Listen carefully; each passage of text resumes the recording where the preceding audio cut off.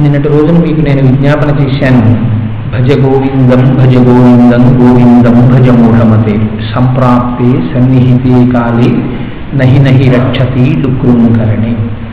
ఈ మాట చెప్పకపోతే శంకరాచార్యుల వారి సన్యాసానికి అర్థం లేదు అని చెప్పాను. కాబట్టి ఆయన లోకమునకంతటికీ బోధ చేస్తున్నారు. ఈశ్వరుడు మీకు ఏ ఏ ఉపకరణములు మనుష్య జన్మయందు ఎక్కువగా ఇచ్చి ఈశ్వరుణ్ణి చేరుకోవడానికి మార్గదర్శకత్వం చేసి పంపాడో ఆ సాధనములను అన్య ప్రయోజనములకు వాడి ఈశ్వరుణ్ణి చేరుకోవడానికి దాన్ని వాడని వాళ్ళందరినీ ఉద్దేశించడం కోసమని ఒక బ్రాహ్మణుణ్ణి అడ్డుపెట్టి మూఢమతే అని పిలిచి శంకరులు బోధ చేస్తున్నారు. ఇంతకాలం అయిపోయినా అనేకమైనటువంటి ఇతర విషయముల మీదకి మనస్సు మళ్ళీ భగవంతుడి వైపుకి దృష్టి తిరగకపోవడం అనేటువంటి మహాపాపము పోవడం కోసమని మొట్టమొదట ఆయన ఒక ఉపదేశం చేశారు మొదటి శ్లోకంలో. అందుకని భజ గోవిందం గోవిందా అను అన్నారు. నేను నిన్నటి రోజున మీకు విజ్ఞాపన చేశాను, ఇది కొంచెం ఒక క్లాస్ రూమ్ సెషన్ ఎలా ఉంటుందో అలా జరిపేటటువంటి ప్రసంగమే తప్ప మోహముద్గలం లాంటిది ఒక పురాణ ప్రవచనంలా చేయడం వల్ల దాని ఉపయోగం చాలా తక్కువగా ఉంటుంది. అందుకని మళ్ళీ కొద్దిగా పునశ్చరణ చేస్తే తప్ప రెండో శ్లోకంలోకి ప్రవేశించడం అంత ఉపయుక్తంగా ఉండదు. మొదట ఆ పాపరాశిని ధ్వంసం చేయడానికి గోవిందనామం భజించు. భజించు అంటే కీర్తించు. ఆ కీర్తించడము అంటే మనసారా పలుకుట. ఈ గోవింద అన్న నామమే ఎందుకు చెప్పాలి శంకరాచార్యులు వారు? ఏ శివ అనకూడదా, లలిత అనకూడదా, విష్ణు అనకూడదా, గోవింద అని ఎందుకన్నారు అంటే దానికి విష్ణు పురాణము ఆధారము అని నిన్నటి రోజున నేను మీతో ఒక మాట అన్నాను. కృత్వాపి సకలం పాపం గోవిందం సంస్మరం శుచి అని మనకి విష్ణు పురాణ వాక్యం.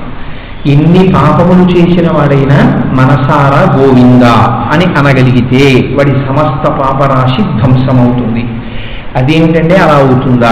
ఆ విషయంలో సందేహం అక్కర్లేదు. ఎంత పెద్ద దూది రాశి అయినా ఒక చిన్న నిప్పురవ్వ చేత కాల్చబడుతుంది. కనుక అటువంటి విధంగా గోవిందనామము పలకడం చేత సమస్త పాపరాశి ధ్వంసమవుతోంది అని శంకరాచార్యుల వారు ప్రబోధం చేశారు. అలా చెయ్యడం వెనకాల ఒక ఆచార్యుని యొక్క స్థాయి మీకు అర్థమవుతుంది. ఎంచేతనంటే మీరు తప్పు చేసినటువంటి వాడి దగ్గరికి వెళ్ళి వాడిని ఉద్ధరించడానికి అప్పుడు అకస్మాత్తుగా కావలసినటువంటి ఔషధం ఏదో అది చేయాలి తప్ప మీరు క్రమక్రమంగా వైద్య విధానాన్ని పాటిస్తానంటే వాడు బ్రతకకపోవచ్చు. కాబట్టి ఇప్పుడు తొందరగా భగవంతుని వైపు ఆభిముఖ్యం కలిగించడానికి ఆయన గోవిందనామం చెప్పించారు. కానీ మీరు ఒక్క విషయం బాగా ఆలోచించండి, కేవలం ఒక నామాన్ని పట్టుకుని మోక్షాన్ని పొందవచ్చు అని శాస్త్రములు నిర్ధారించాయా అంటే అన్ని వేళలా అది సాధ్యము అని చెప్పలేదు. కేవలము నామము పట్టుకుని మోక్షాన్ని పొందడం కుదిరే విషయము కాదు. ఇప్పుడో ఎక్కడో అరుదుగా అది సంభవించవచ్చు. ఎందుకంటే అసలు సంస్కార బలం ఉంటే భగవన్నామని చెప్తారు. సంస్కార బలం లేనివాడు భగవన్నామం ఎలా చెప్పగలడు? ఒకవేళ చెప్పినా ఎప్పుడో చెప్తాడు, మళ్ళీ పాపం చేస్తాడు, ఆ పాపరాశి అంతా ఏర్పడిపోతుంది. మళ్ళీ ఇది ఎప్పుడు మహామరణ కాలము అన్నారు పోతన గారు. మరణకాలంలో మళ్ళీ నామం చెప్పాలి. మరణకాలమునందు భగవన్నామం చెప్తారని ఏమిటి హామీ? బతికున్నన్నాళ్ళు ఒంట్లో ఓపికన్నన్నాళ్ళు చెప్పని నామము మరణకాలంలో జ్ఞాపకానికి వస్తుందా? భగవన్నామం చెప్తాడా? ఎవరో అజామీయుడు లాంటి వాడు అక్కడక్కడ కొద్దిగా ఒక మినహాయింపు తప్ప అందరికీ అలా కుదరదు కదా.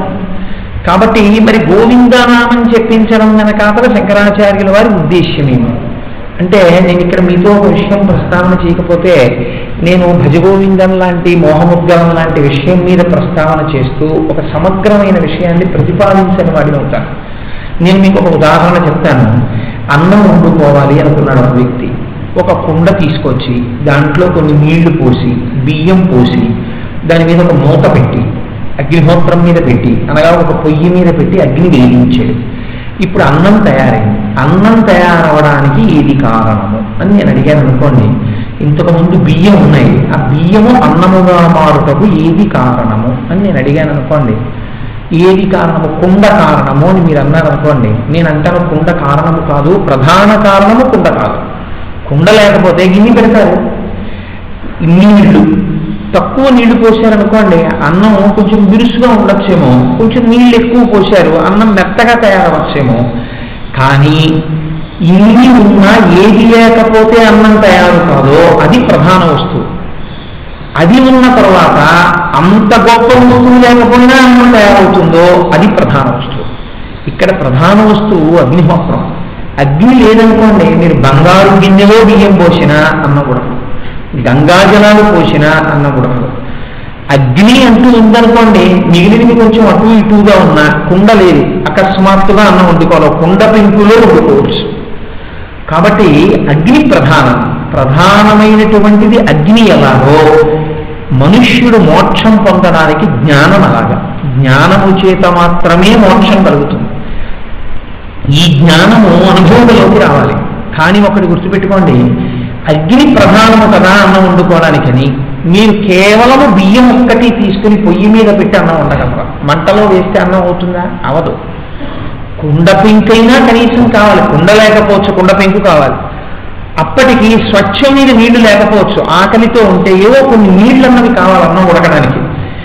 అన్నం ఉడకడానికి అగ్నిహోత్రం ప్రధానమైన, అగ్నిహోత్రము ప్రధానమైన వస్తువు అయినప్పటికీ కొన్ని అప్రధాన వస్తువులు కూడా ఎలా ముఖ్యమవుతాయో అలా జ్ఞానం అనేటటువంటి అగ్నిహోత్రము రగలడానికి కొన్ని వస్తువులను మీరు పట్టుకుని తీరవలసి ఉంటుంది. 100 మెట్లు ఎక్కవలసిన వాడు నేను 99 మెట్లు ఎక్కను, నా ప్రయోజనం 100వ మెట్టు మీదకి ఎక్కడం అని చెప్పి 100వ మెట్టు మీదకి ఎగరడం.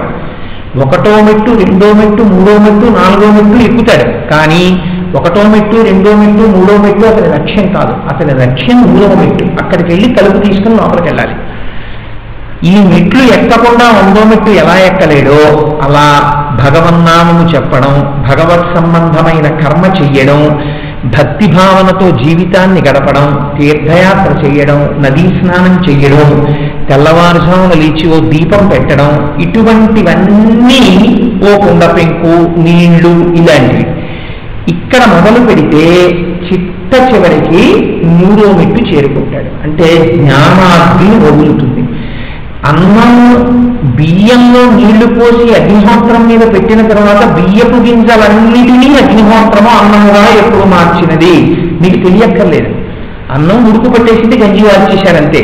కాబట్టి ఇప్పుడు అగ్నిహోత్రము అన్నాన్ని వండుతుంది, మీకు నమ్మకం. పొయ్యి మీద పెట్టి ఏమండి అగ్ని అన్నం వండుతుందా, అగ్ని అన్నం వండుతుందా, అగ్ని అన్నం వండుతుందా అని బెగ్గబెట్టుకోక్కర్లేదు. ఇవన్నీ చేస్తే జ్ఞానము తనంత తాను ఆవిర్భవిస్తుంది. అగ్నిహోత్రం చేత అన్నము ఉడికినట్టు ఈశ్వరానుగ్రహమును పొందడానికి ఉపయుక్తమైన కర్మల యొక్క ఆచరణ చేత ఒకనాటికి మీ ఎందు ఈశ్వర జ్ఞానం ఆవిర్భవిస్తుంది. కాబట్టి ఇవి విడిచిపెడితే జ్ఞానం కలుగుతుంది అనుకోవడం తప్పు. కాబట్టి ఇప్పుడు శంకరాచార్యులు వారు తిన్నగా 100వ మెట్టు మీద నించోబెట్టడం చాలా కష్టం.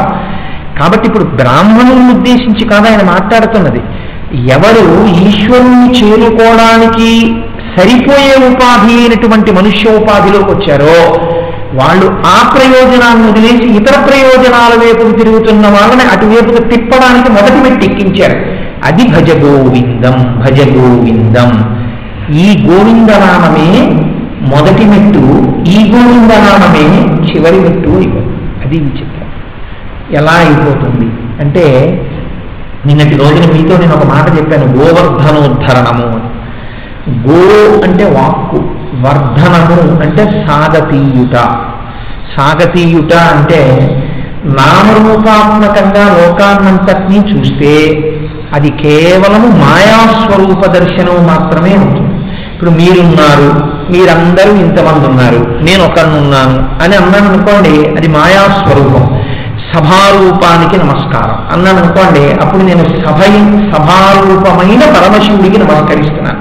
అప్పుడు సభాపతి ఆయన కూడా పరమశివుడే. అప్పుడు రెండు లేవు, ఒక పదార్థమే ఉంటుంది. ఇది శబ్దమును సాగతీయుట, తంతువుగా పెంచుట అంటారు. అంటే మీకు నేను ఉదాహరణ చెప్తే మీరు తొందరగా పట్టుకోగలుగుతారు. ఇప్పుడు మా చిన్నతనంలో వచ్చేవి ఇప్పుడు రావట్లేదు. పంచదార పాకం పట్టి చిలకలు పోస్తారు, పంచదార పాకం పట్టి కోడి పుంజులు, కోడి పెట్టలు పోస్తారు, పంచదార పాకంతో ఏదో మొసలి బొమ్మ పోస్తారు. ఇవన్నీ పోస్తే మొసలి రూపముగా కనపడుతున్న దాని ఎందున్న పంచదార పాకము, కోడి రూపముగా కనపడదాని ఎందున్న పంచదార పాకము, ఎన్ని నామాలుగా ఎన్ని రూపాలుగా కనపడినా ఏది కొరికినా లోపలున్నది పంచదారయే. పూర్వం ఏబిసిడీలు బిస్కెట్లతో తయారు చేసేవారు, గోధుమ పిండి బిస్కెట్లు.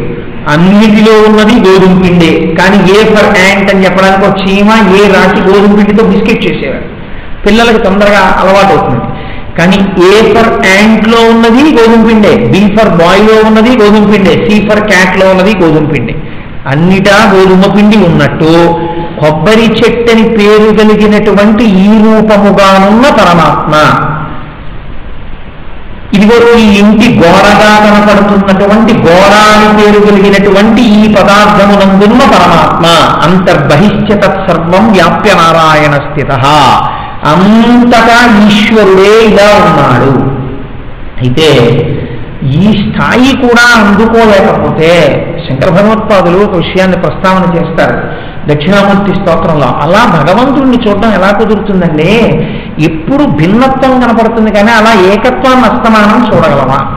దీనికి శంకరాచార్యుల వారు ఒక తేలిక త్రోవ చెప్పారు. ఆచార్యుడు అని ఎవరిని పిలుస్తారో తెలుసా అండి? ఎవరు పడితే వాళ్ళు ఆచార్యులు కారు.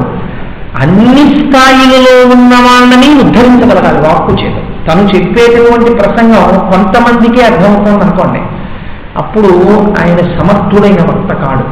తాను ప్రతిపాదించదలుచుకున్న విషయాన్ని అనేక భూమికలలోకి తీసుకురావాలి.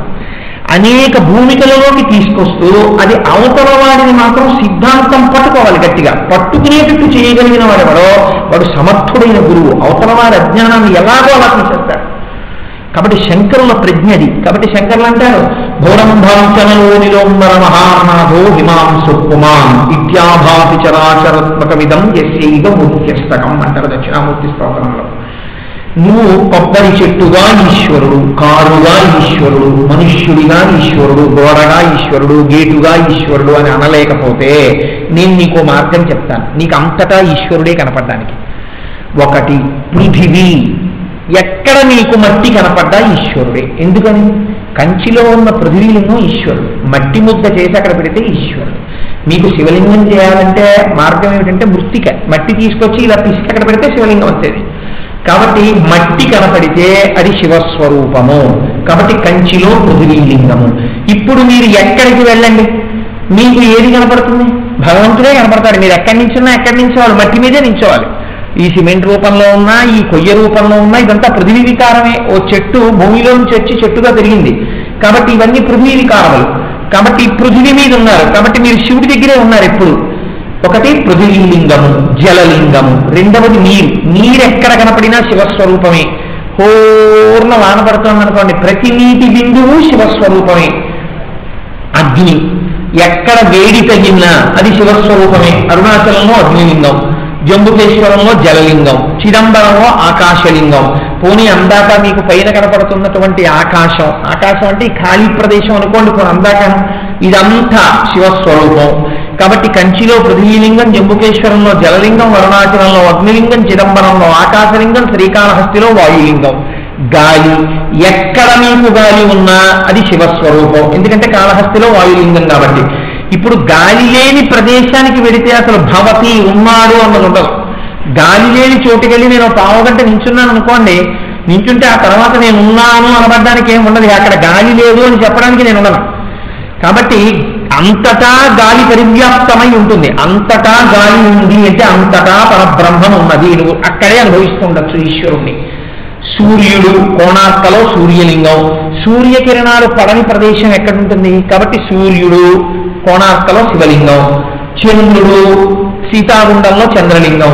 యజమానుడు పశుపతినాథులో యజమానలింగం. నేనని మీరెవరిని అనుకుంటున్నారో, అప్పటిదాకా జీవత్వంతో మీరెవరిని అనుకుంటున్నారో వాడు కూడా లింగస్వరూపుడే, శివస్వరూపుడే. ఇప్పుడు ఈ ఎనిమిదింటిని దాటి ఏందోటి ఉందండి అని తొమ్మిదో దాన్ని చెప్పండి. ఇహ లేదు సృష్టిలో. మీలో ఉన్న కూడా పంచభూతాలే, పృథివీ ఆపస్తేజో వాయుర ఆకాశాలే. మీరు ఏ ప్రాణి ఎందు చూసినా పృథివీ ఆపస్తేజో వాయుర ఆకాశాలే. ఇప్పుడు మీకు అంతటా పరబ్రహ్మము కనపడకపోతే ఏది కనపడుతుంది? పోనీ అంతటా ఈశ్వర స్వరూపాన్ని జ్ఞాననేత్రంతో చూడలేకపోతే భూమిని శివలింగంగా, ఇది అంత పృథివీ లింగ స్వరూపం అండి. వాయువు శివస్వరూపం అండి. కాబట్టి మీకు భగవంతుడు ఎక్కడున్నాడు? ఎప్పుడూ అంతటా మీ పక్కన, మీ చుట్టూ, మీలో, బయట పరివ్యాప్తమై ఉన్నాడు. ఇంకొక చోట లేడు. ఇప్పుడు అంతటా భగవంతుణ్ణి చూడగలిగినటువంటి ఈ తత్వాన్ని వాక్కు ఉద్ధరణము పెంచుట. పైకి మూర్తి గారు అంటారు, కానీ మూర్తి గారు అని పేరు కలిగినటువంటి పంచభూతములతో తయారైనటువంటి ఈ శరీరముగా ఉన్న పరమాత్మ మూర్తి. ఇక్కడ ఉన్నటువంటి వరహాలరావు గారు అనేటటువంటి పేరుని పెట్టుకుని నా ఎదురుగుండా కూర్చున్నటువంటి ఈయన యొక్క రూపములో ఉన్నటువంటి పంచభూత సంఘాతమైన ఈ శరీర రూపమునందున్న పరమాత్మ. కాబట్టి నామరూపములుగా ఉన్న అంతా పరమాత్మ. ఆయనలో ఉన్న పృథివీ లింగం, ఆయనలో ఉన్న జలం లింగం, ఆయనలో ఉన్న వాయు లింగం, ఆయనలో ఉన్న ఆకాశం లింగం, ఆయనలో ఉన్న అగ్నిలింగం, ఆయనలో ఉన్న యజమానుడి లింగం, నాలో ఉన్న యజమానుడి లింగం, ఆయనలో ఉన్న ఆత్మలింగం, నాలో ఉన్న ఆత్మలింగం. కాబట్టి ఏమిటి భేదం ఉంది? ఇంకా అదే ఉన్నాయి, అక్కడ అదే ఉన్నాయి, ఇక్కడ అదే ఉన్నాయి. అంతటా ఉన్నది ఏముంది? ఇప్పుడు అన్ని కలిపేస్తే ఒక్కటే ఉన్నది. ఈ ఏకం వైపుకి తిప్పాలి ఆచార్యుడు. బహుత్వం వైపుకి తిప్పడానికి చాలా ఉన్నాయి అని చెప్పడానికి గురువు అక్కర్లేదు. అది సహజంగా ఉంటుంది అజ్ఞానం.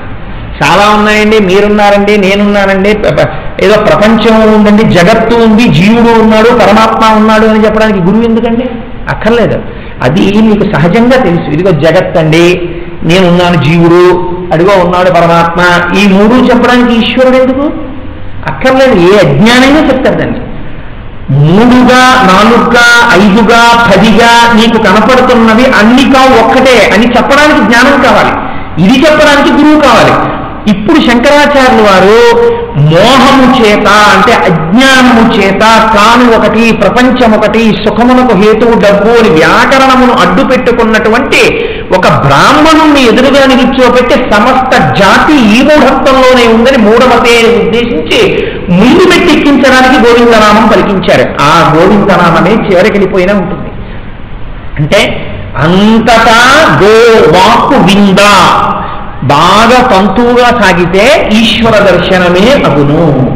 కాబట్టి ఇంత ప్రజ్ఞతో చూడగానే కోపం వచ్చినట్టు కనపడినా లోకోద్ధరణమే అని యొక్క ధ్యేయం. అంత కోపంలో కూడా అనవసరపు మాట ఉండదు, పుల్లు మాట ఉండదు ఆచార్యుల దగ్గర.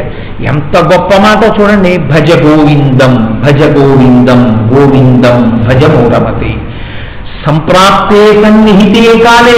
ఏమిటి శంకరాచార్యుల గారికి బాధ? ఏమవుతుంది చచ్చిపోతే?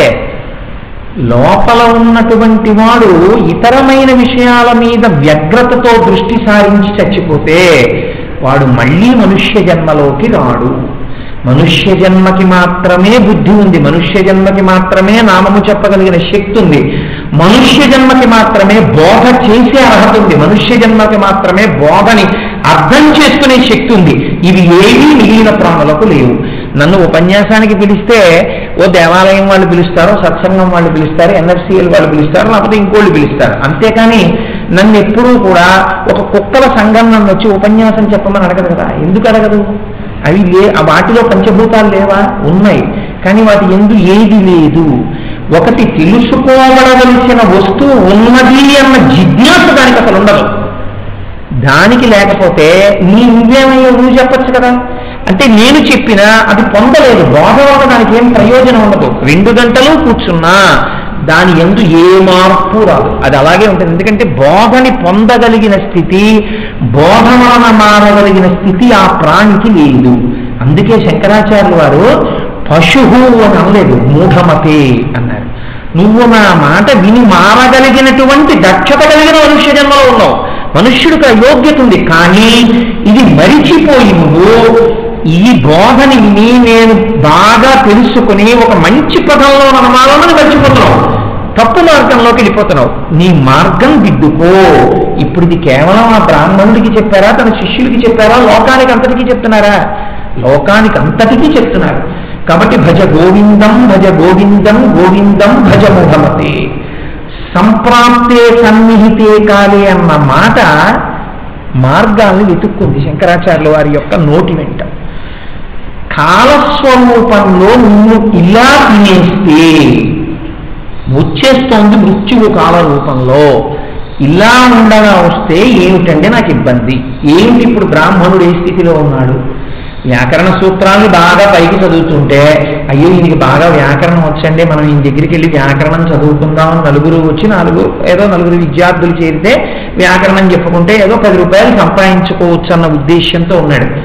ఇప్పుడు శంకరాచార్యుల వారు తాను ఎందుకు కోపడి మూఢమతి అన్నారు అన్నది వివరణ చేస్తున్నారు. ఇది శంకరుల యొక్క పరమ వినయం. ఆయన వివరణ చెయ్యవలసిన అవసరం ఆయనకి ఏముందని ఆయన చెయ్యలేదనుకోండి, శంకరాచార్యుల వారు తప్పు చేశారని మీరు అనగలరా? మీరు అనలేరు, ఆ బ్రాహ్మణుడే అనలేదు. కానీ మరి శంకరాచార్యుల వారు ఎందుకు వివరణ చేస్తారు అంటే లోకమునకు అందాలి సందేశం. 2 తాను అనవసరంగా మాట్లాడలేదు అన్నది తెలియాలి. అందుకని ఇప్పుడు శంకరాచార్యుల వారు 2వ శ్లోకంలో చెప్తారు దాన్ని. ఈ శ్లోకం నాకైతే అనిపిస్తుంది, చాలా దూరం తప్పుత్రోవలో ప్రయాణం చేసి వెళ్ళిపోయినటువంటి వ్యక్తికి, ఉదాహరణకి నేను విశాఖపట్నం వెళ్ళాలనుకోండి, నేను కత్తిపూడి జంక్షన్ దాకా వెళ్ళిన తర్వాత విశాఖపట్నం వెళ్ళాలంటే అటువైపుకి వెళ్ళాలి. నేను విశాఖపట్నానికి సింహాచలం పాదయాత్ర చేస్తాను అనుకుని, లేకపోతే నేను తొందరగా సింహాచలం వెళ్ళాలి అనుకుని నేను బయలుదేరాలి. కానీ నేను పొరపాటున ఏం చేశానంటే విశాఖపట్నం వైపుకి నడవడం మానేసి రాజమండ్రి వైపుకి నడవడం మొదలెట్టాను. తీరా నేను రాజమండ్రి దాకా 43 కిలోమీటర్లు వెళ్ళిపోయిన తర్వాత ఇంకొక గంటలో నేను సింహాచలం చేరాలి. ఏమండి నేను సింహాచలానికి దగ్గరలోనే ఉన్నానా అని అడిగాను. ఎవరో ఒక ఆయన అన్నాడు, సింహాచలం నీ బుర్రాను, సింహాచలం అయితే అట్టెళ్ళాలి, నువ్వు ఇటు వచ్చావు, రాజమండ్రి వచ్చావు, ఇప్పుడు నాకు వేరే మార్గం ఏం లేదా, నేను ఉద్ధరింపబడలేనా అని అడిగారు అనుకోండి. అడిగితే ఆయన మీరు బెంగ పెట్టుకోకండి, నాకు ఒక చార్టర్డ్ ప్లేన్ ఉంది, అందులో 2 కూర్చోవచ్చు, నేను స్వయంగా డ్రైవ్ చేస్తాను, మీరు వైజాగే కదా వెళ్ళాలి, నేను కూడా విశాఖపట్నమే పెడుతున్నాను, ఒక 30 నిమిషాల్లో నేను మిమ్మల్ని విశాఖపట్నం చేర్చేస్తాను, రండి కూర్చోండి నా విమానంలో అని చెప్పి ఆయన మిమ్మల్ని మధురపూడి విమానాశ్రయానికి తీసుకెళ్ళి తన విమానంలో కూర్చోబెట్టుకుని ఒక 30 నిమిషాల్లో విశాఖపట్నం విమానాశ్రయంలో దింపేసి మీకు ఇంకా 1.5 గంట టైం ఉంది, మీరు ఇప్పుడు సింహాచలం వెళ్ళిపోండి అన్నాడు అనుకోండి. ఇప్పుడు మీకు ఆయన చేసిన ఉపకారం అసలు మీ జీవితంలో మీరు మర్చిపోతారా? నేను రాజమండ్రి వెళ్ళిపోవడం ఏమిటి, ఆయన కనపడి విమానం ఎక్కించుకోవడం ఏమిటి, 2 సీటర్ ప్లేన్ ఏమిటి, ఆయనే దాన్ని నడపడం ఏమిటి, నన్ను వైజాగ్లో దింపడం ఏమిటి అని మీరు అనుకోరు. శంకరాచార్యుల వారు మోహముద్గరంలో చేసిన గొప్ప ప్రయోజనం ఇది. చాలా కాలం ఆయుర్దాయంలో 40 ఏళ్ళు, 50 ఏళ్ళు, 60 ఏళ్ళు, 70 ఏళ్ళు తప్పు మార్గంలోకి వెళ్ళిపోయినటువంటి వాడిని చాలా తొందరగా ఒక విమానం ఎక్కించేసుకుని ఆయన మళ్ళీ ఎటువైపుకి వెళ్ళాలో అటువైపుకి తిప్పేశారు ప్రయాణం. ఈ తిప్పేయడం ఎంత కష్టతరమైన పనండి, బతిమాలి బామాలితే జరిగే పని కాదు. అందుకే మూఢమతే అని మళ్ళీ 2వ సారి మాట్లాడతారు. మూఢ జహీహి ధనాగమ తృష్ణ కురు సద్బుద్ధిం మనసి వితృష్ణ ఎల్లభతే నిజ కర్మోపాప్తం విత్తంతేన వినోదయ చిత్తం. నాకైతే అనిపిస్తుంది ఈ శ్లోకాన్ని అర్థం చేసుకోవలసినటువంటి రీతిలో, ఎందుకంటే అనేక రకాలైనటువంటి వ్యాఖ్యానాలు వచ్చేసాయి, దాన్ని ఎలా శంకరాచార్యుల వారి యొక్క హృదయం ఎలా ఉందో అలా మీరు అర్థం చేసుకుంటే ఆ శ్లోకం ఒక గొప్ప మలుపు తిప్పుతుంది మిమ్మల్ని.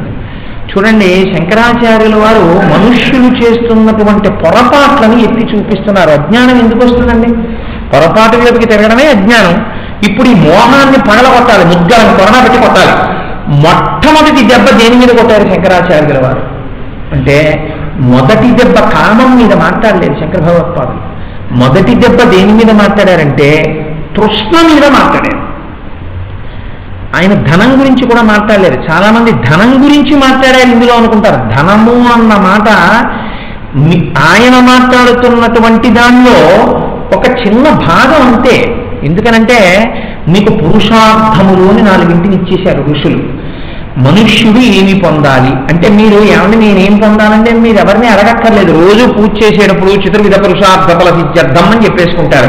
ఈ 4 నేను పొందాలి. ఏం పొందాలి? మొట్టమొదటిది ధర్మము, ధర్మము తర్వాతది అర్థము, అర్థము తర్వాతది కామము, తర్వాతది మీరేం పొందక్కర్లేదని మిమ్మల్ని పొందేస్తుంది. ఈ 3 మీరు పట్టుకుంటే మొదటి దానితో మిగిలిన 2 ముడేస్తే 4వది మీకు వస్తుంది. 4వ దాన్ని నేను పొందుతానని దానికి ఏం ప్రయత్నం ఉండదు. ధర్మము చేత అర్థకామములను ముడివేయాలి. ఈ మొట్టమొదటిది ఏది? అర్థము. ఈ అర్థము ధర్మంతో ముడిపడాలి.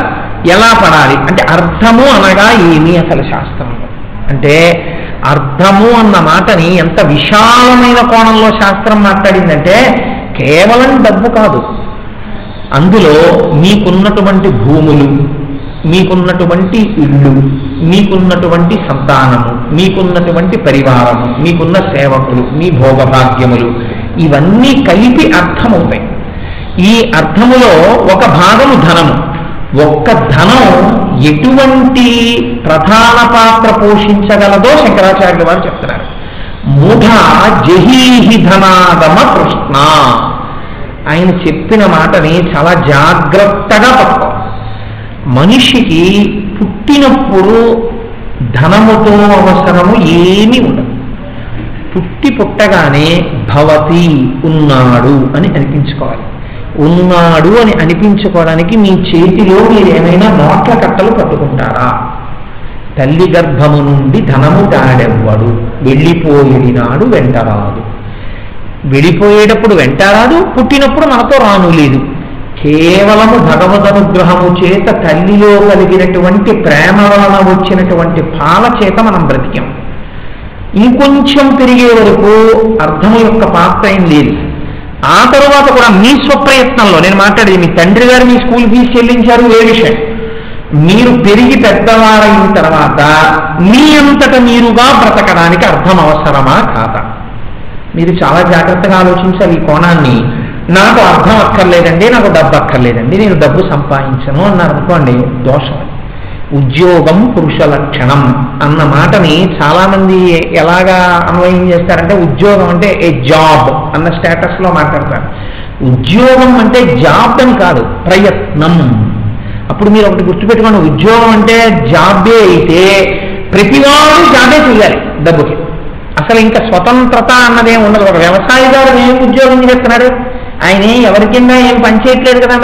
మరి ఆయన సంపాదించినటువంటి డబ్బు అప్పుడు మీరు చెప్పిన కోణంలోకి రాదా? ఉద్యోగంలోకి కాదు. ఉద్యోగం అంటే ప్రయత్నం. ఆయన భూమి దున్నడం ధనం కోసం ప్రయత్నం. ఒక కుమ్మరివాడు ఉన్నాడు, కుండలు చేయడం ప్రయత్నం. ఆ కుండలన్నీ 4 డబ్బులు సంపాదించడానికి. నేనున్నాను ఒక ఆఫీసులో కూర్చుని, నేను ఈ ఉద్యోగంలో ఉండడానికి, నేను ఇక్కడ కూర్చుని ఈ సంస్థ తరపున ఈ బాధ్యత నిర్వహించడానికి నేను దక్షత కలిగిన వాడనే అని ప్రతి క్షణం నిరూపించుకుంటుంటాను. ఆ ప్రయత్నం, ఈ ప్రయత్నంలో నేను వీడు పనికి మారిన వాడు అని నేను పై వాళ్ళ చేత అనిపించుకున్నాను అనుకోండి, వెంటనే వాళ్ళు ఏమంటారంటే నువ్వు మా సంస్థకు తగిన వాడవు కాదు, నువ్వు ఇంటికి వెళ్ళిపోవచ్చు, ఫైనల్ సెటిల్మెంట్ ఇచ్చేస్తారు.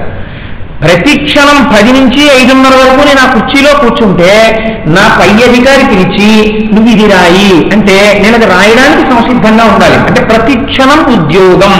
ఆ 10 నుంచి 5:30 సంస్థ ప్రయోజనాల్ని సాధించడానికి కావలసిన ప్రయత్నం జరుగుతుంటుంది. కాబట్టి ఉద్యోగం అన్నమాట ప్రయత్నం. మీకు ఒక స్థితి వచ్చిన తర్వాత మీరు ప్రయత్నం చేయాలి. ఉద్యోగం చేయాలని కాదు, మీరు బాగా జ్ఞాపకం పెట్టుకోండి. ఉద్యోగం సంపాదించుకోవాలంటే శాస్త్రం ఎప్పుడు మాట్లాడదు. ప్రయత్నం చేయవలేను, కర్తవ్యనిష్టతో మాట్లాడతాయండి శాస్త్రాలు. నువ్వు డబ్బు సంపాదించడానికి ఉద్యోగమే చెయ్యి అని శాస్త్రం ఎప్పుడూ మాట్లాడలేదు. ప్రయత్నం చెయ్యి. ప్రయత్నము నువ్వు చేస్తే ఆ పైన నిన్ను అనుగ్రహించడానికి ఎవరున్నారు? ఈశ్వరుడు ఉన్నాడు. ఇక్కడ మీరు ఒక గొప్ప రహస్యాన్ని పట్టుకోవాలి ఈ ఉద్యోగం అన్న మాటలో. మీరు చూడండి, అనేక మంది ఒక వ్యాపారంలోనే ఉంటారు. కొంతమంది ఆ వ్యాపారంలో దివాలా తీసేసామండి, ఉన్నవన్నీ కూడా అమ్మేసుకున్నామండి అంటారు. నేను ప్రత్యేకించి ఈ మాటలు సినీ నటుల యందు బాగా వింటుంటాను. ఇవాళ మాకు రూపాయి లేదండి, అంతా అయిపోయింది, విరాళాలు ఎవరు ఇవ్వట్లేదు, చాలా ఎంత దీనమైన జీవితంలో ఉందో ఫలానా సినీ నటిని వేస్తుంటారు.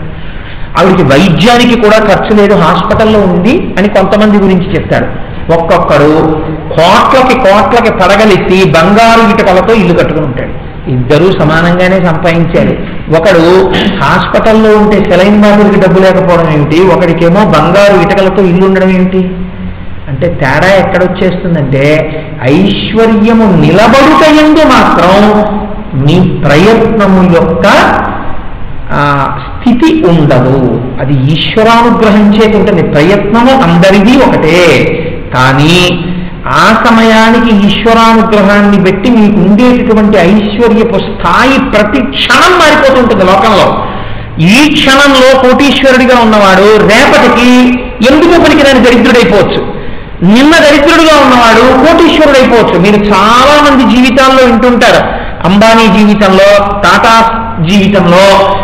ఇదేంటి, నేను బీకామ్ చదువుకునే రోజుల్లో Indian capital is suspicious and shy అని ఒక ఆయన చెప్తుండేవాడు. ఆ రోజుల్లో పెట్టుబడి పెట్టని రోజుల్లో ఆయన పెట్టుబడి పెట్టి అంత స్థాయికి ఎదిగాడు.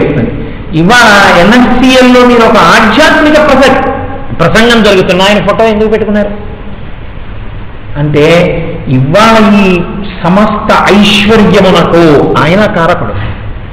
ఆయన యందు ప్రవేశించి ఆనాడు అమ్మవారు చేయించిన ఈ పెట్టుబడి కారణం. అది అలా పెరుగుతూ వస్తోంది. కాబట్టి ఇప్పుడు ఏమైంది అంటే, ఉద్యోగం ప్రయత్నం మీరు చేస్తారు, ఐశ్వర్యం రావడం మీ చేతిలో ఉండదు. ఫర్టిలైజర్ ఫ్యాక్టరీలు పెట్టిన వాళ్ళందరూ కోట్లు గణించారా? ఫర్టిలైజర్ ఫ్యాక్టరీలు పెట్టిన వాళ్ళు అన్ని ఫ్యాక్టరీలు లాభాల్లో ఉన్నాయా? లేకపోతే చెరుకు ఫ్యాక్టరీలు పెట్టిన వాళ్ళందరూ లాభాలు సంపాదించారా? చెరుకు ఫ్యాక్టరీలు అన్ని ప్రాఫిట్లో ఉన్నాయా? కొన్ని కోఆపరేటివ్ సొసైటీలు కూడా వెళ్ళి మూతలు పడిపోయాయి. ఎందుకు మూతలు పడిపోతాయి అంటే, ఉద్యోగం ప్రయత్నం వరకే మీ లక్షణం. ఈశ్వరానుగ్రహం మీ యందు ఉండాలా ఉండకూడదా, ఏ స్థాయిలో ఉంచాలి ఈశ్వర నిర్ణయం. దీని వలన ఐశ్వర్యం మారుతుంది. కానీ మీరు మాత్రం ఐశ్వర్యము కోసము ప్రయత్నము చేయవలసినదే, డబ్బు సంపాదించవలసినదే. డబ్బు సంపాదించవద్దు అని ఏ శాస్త్రంలోనూ చెప్పలేదు. మీరు డబ్బులు సంపాదించకండి, మీరు నిర్భాగ్యంగా ఉండండి, మీరు సన్యాసిలా బతకండి అని ఎప్పుడూ చెప్పరు. మీరు డబ్బు సంపాదించండి అని చెప్తుంది శాస్త్రం. కానీ శాస్త్రం దేని గురించి మాట్లాడుతుంది అంటే, వితృష్ణ, తృష్ణకి మాత్రము లొంగకు అని చెప్తుంది. ఈ తృష్ణ అన్న మాట చాలా గంభీరమైన మాట వేదాంతంలో. నేను ఎందుకు ఈ మాట అంటున్నానంటే, ధనము కోసమని ప్రయత్నము చేసేటటువంటి వాడు తనకి తెలియకుండా ఇరుక్కునేది దేని ఎందు అంటే, తృష్ణ ఎందు ఇరుక్కుంటాడు. సాలెగూడు ఉంటుంది. సాలెపురు ఏం చేస్తుందంటే, గూడు కట్టేస్తుంది. కట్టేసి చక్కగా ఓ మూలకెళ్ళి కూర్చుంటుంది, కనపడకుండా. చక్కగా మెరుస్తూ ఉంటుంది ఆ సాలెగూడు. అలా ఎగురుతున్నటువంటి ఏవో దోమో ఏమనుకుంటుందంటే, ఇదేదో భలే ఉందిరా తెల్లగా మెరుస్తూ, ఒక్కసారి వాలడామని వాలుతుంది. అంతే, వాలడమే తప్ప ఇంకా లేవడం ఉండదు దాంట్లోంచి. అది వాలగానే దానికి తెలియదు ఇంకా దాని మీద ఎలా నడవాలో. ఆ సాలెగూటి మీద సాలెపురుగు ఒక్కదానికే తెలుసు ఆ తాళ్ళు తెగిపోకుండా రావడం. అది వస్తుందో మూల నుంచి, ఇక ఒకసారి వాలినది వెళ్ళదు అని దానికి తెలుసు. అది వచ్చి తనకున్నటువంటి వాడి కోరలతో పొడిచి విషం ఎక్కించి చంపేసి చక్కగా ప్రశాంతంగా హాయిగా కూర్చుని తినేస్తుంది. చిత్రం ఏమిటంటే, ఏ ఈగ దాని కాళ్ళకి దారాలల్లుకోవడం వల్ల విడిపించుకోలేకపోయిందో ఆ కాళ్ళని చక్కగా విడిపించి తినేస్తుంది ఆ సాలెపురుగు. ఐశ్వర్యమునందుండేటటువంటి తృష్ణకుండే లక్షణం అదే. ధనము యొక్క ప్రయోజనమును గుర్తించాలి. ధనము యొక్క ప్రయోజనం ఏమి అంటే, గృహస్థాశ్రమంలో ఉన్నవాడికి 3 తప్పకుండా ఉండాలి. ఒకటి, మీరు అంటే నేను వినాదైన్యమైన జీవితం అన్న మాటను మారుస్తున్నాను. ఒకరి దగ్గరికి వెళ్ళి ఇలా చెయ్యి చాపి బ్రతకవలసిన అవసరం ఉండకూడదు. ఇలా చెయ్యి చాపి బ్రతకవలసిన వాళ్ళు ఇద్దరే శాస్త్రంలో. ఒకడు బ్రహ్మచారి. బ్రహ్మచారి అన్నం తింటే ఇలా చెయ్యి చాపనిదే తినకూడదు. భవతి భిక్షాందేహి అని అడిగి వచ్చినటువంటి కబళాన్ని తాను తినాలి. సన్యాసి వండుకు తినకూడదు. ఆకలి వేస్తే 4 ఇళ్ల ముందుకు వెళ్ళి భవతి భిక్షాందేహి అని అడిగి కబళాన్ని తినాలి. గృహస్థు తన జీవిత పర్యంతము ఒకరి వద్ద చెయ్యి చాపి తినే ప్రయత్నం చేయకూడదు. అంతకన్నా హేయము, అంతకన్నా ఆత్మహత్య సదృశము గృహస్థుకి వేరొకటి లేదు. కాబట్టి దానము పట్టగలిగిన అర్హత ఎవరికిచ్చింది శాస్త్రం? బ్రహ్మచారికి దానం పట్టే అర్హత లేదు, కన్యాదానం తప్ప. కన్యాదానం చతుర్థి విభక్తి ఉండదు, అందుకని అది పూర్తి దానం కాదు. సన్యాసి దానం పుచ్చుకోకూడదు. మరి ఎవరు పుచ్చుకోవచ్చు దానం? ఒక్క గృహస్థు పుచ్చుకోవచ్చు. ఎందుకు పుచ్చుకోవచ్చు? దాచుకోవడం అనేటటువంటిది అంగీకరింపబడినది ఒక్క గృహస్థుకు మాత్రమే. ఎంత దాచుకోవచ్చు అంటే, దీనికి శాస్త్రం ఒక పరిమితి విధించింది. నీ శరీరము ఉద్యోగమునందు అన్ని వేళలా ఉండలేదు అంటే, ప్రయత్నమునందు ఈ శరీరము జర్జరీభూతం అవుతుంది, కొన్నాళ్ళకి వృద్ధాప్యం వచ్చేస్తుంది. వచ్చేసిన తర్వాత కూడా నేను నా ఇల్లు గడవడానికి ఎక్కడో అక్కడ ఉద్యోగం చూసుకోవాలండి, బరహాలు రారు, నాకు ఎక్కడన్నా ఏదైనా కంపెనీలో ఏ పార్ట్ టైము ఇప్పిద్దరో 2000 లేకపోతే ఎలా గడుస్తుంది, ఇల్లు అనేటటువంటి రోజు రాకూడదు. దీపం ఉండగా, ఈ శరీరమునందు ఓపిక ఉండగా, ఈ శరీరము జర్జరీభూతమైన తర్వాత బతకడానికి కూడా కావలసినది కూడబెట్టుకోవచ్చు, అంతవరకే తప్ప దాన్ని దాటి కూడపెట్టవచ్చా? అలా కూడపెట్టడమే తృష్ణ. ఎక్కడ తృష్ణ ఏర్పడిందో మీరు ఎర్రసిరాతో గీత గీసుకోగలగాలి. నా జీవితము వృద్ధాప్యమునందు ప్రవేశిస్తే నేను ధర్మ మార్గంలో ఉండి ఈశ్వర చింతనలో ఉండి ఏదో పొద్దున్న పలహారం చేసి మధ్యాహ్నం భోజనం చేసి రాత్రి 2 అరటిపళ్ళు మజ్జిగ తాగి పడుకుని నాకు మరణ సదృశమైన వ్యాధి వచ్చేస్తున్నప్పుడు నేను సాక్షిగా ఉండి శరీరాన్ని దానికి అప్పజెప్పగలిగితే నాకు ఏమాత్రం డబ్బు కావలసి ఉంటుంది. దాన్ని మీరు వ్యయం చెయ్యకుండా దాచుకోవచ్చా, దాచుకోకూడదా? గృహస్థు దాచుకోవచ్చు. కానీ నా కొడుకు కోసం, నా అల్లుడి కోసం, నా మనవడి కోసం, నా మునిమనవడి కోసం అర్థం లేకుండా నేను విపరీతంగా తిరిగి అదే పనిగా నా ఒంట్లో ఓపికన్నాళ్ళు డబ్బు సంపాదనే ధ్యేయంగా తిరిగితే దాని పేరు తృష్ణ. ఇప్పుడు అది ఏం చేస్తుంది? అది ఒక మాయ చేస్తుంది. ఇంత నీకు చాలు అని ఎప్పుడు చెప్పదు. మీరు ఒక దాహం వేసింది అనుకోండి, ఇన్ని నీళ్లు తాగితే మీకు చాలు, దాహం తీరిందంట. ఆకలి వేసింది అనుకోండి, ఇంత అన్నం తింటే చాలు, ఇంకా తినకంటుంది. మీరు కొంతసేపు పడుకున్నారనుకోండి, చాలు నీకు ఈ నిద్ర, ఇంకా నిద్ర పట్టట్లేదని తెలివి వచ్చేస్తుంది. మీరు కొంతసేపు ఇంద్రియాలతో ఆనందాన్ని పొందారనుకోండి, ఏ కంటితోనో చూస్తూ ఆనందం పొందారనుకోండి, చాలు, ఇంకా ఈ కళ్ళు అలిసిపోయింది, ఇంకా కంటితో చూసి పొందే ఈ సుఖం చాలంటుంది. కానీ ఒక్క ధనం విషయంలో మాత్రం ఎంత సంపాదించి ఎన్ని కోట్లు తీసుకొచ్చి మీరు దాయండి, ఇంకా చాలు అని అందం. దీనికి తృష్ణ అని పేరు. దీనికి తృష్ణ అన్న మాట ఎందుకు వాడారో తెలుసా అండి? మనకి శాస్త్రంలో మృగతృష్ణ అని ఒక మాట ఉంది. మృగము అంటే జంతువు సాధారణంగా వేటాడబడుతుంది, వేరొకరి చేత కొట్టబడేదైతే జంతువుని పిలుస్తాం. కొట్టబడుతుంది. ఆ జంతువు ఎడారిలో మంచి దాహంగా ఉన్నప్పుడు దూరంగా చూసి నీళ్లున్నాయనుకుని పరిగెడుతుంది. ఆ పరిగెత్తడంలో దాని దాహం ఇంకా ఎక్కువైపోతుంది. పరిగెత్తి అక్కడికి వెళుతుంది. అక్కడ నీళ్లు ఉండవు. మళ్ళీ అక్కడి నుంచి చూస్తుంది, ఇంకా దూరంగా నీళ్లున్నట్టు కనపడుతుంది. మళ్ళీ పరిగెత్తి మళ్ళీ వెళుతుంది. ఆఖరికి అలా ఎంత పరిగెత్తినా దానికి నీళ్లు కనపడక ఆ నీళ్లు దొరక్క ఆయాసపడి అక్కడ పడి మరణిస్తుంది. తృష్ణ కూడా మిమ్మల్ని తిప్పేస్తుంది.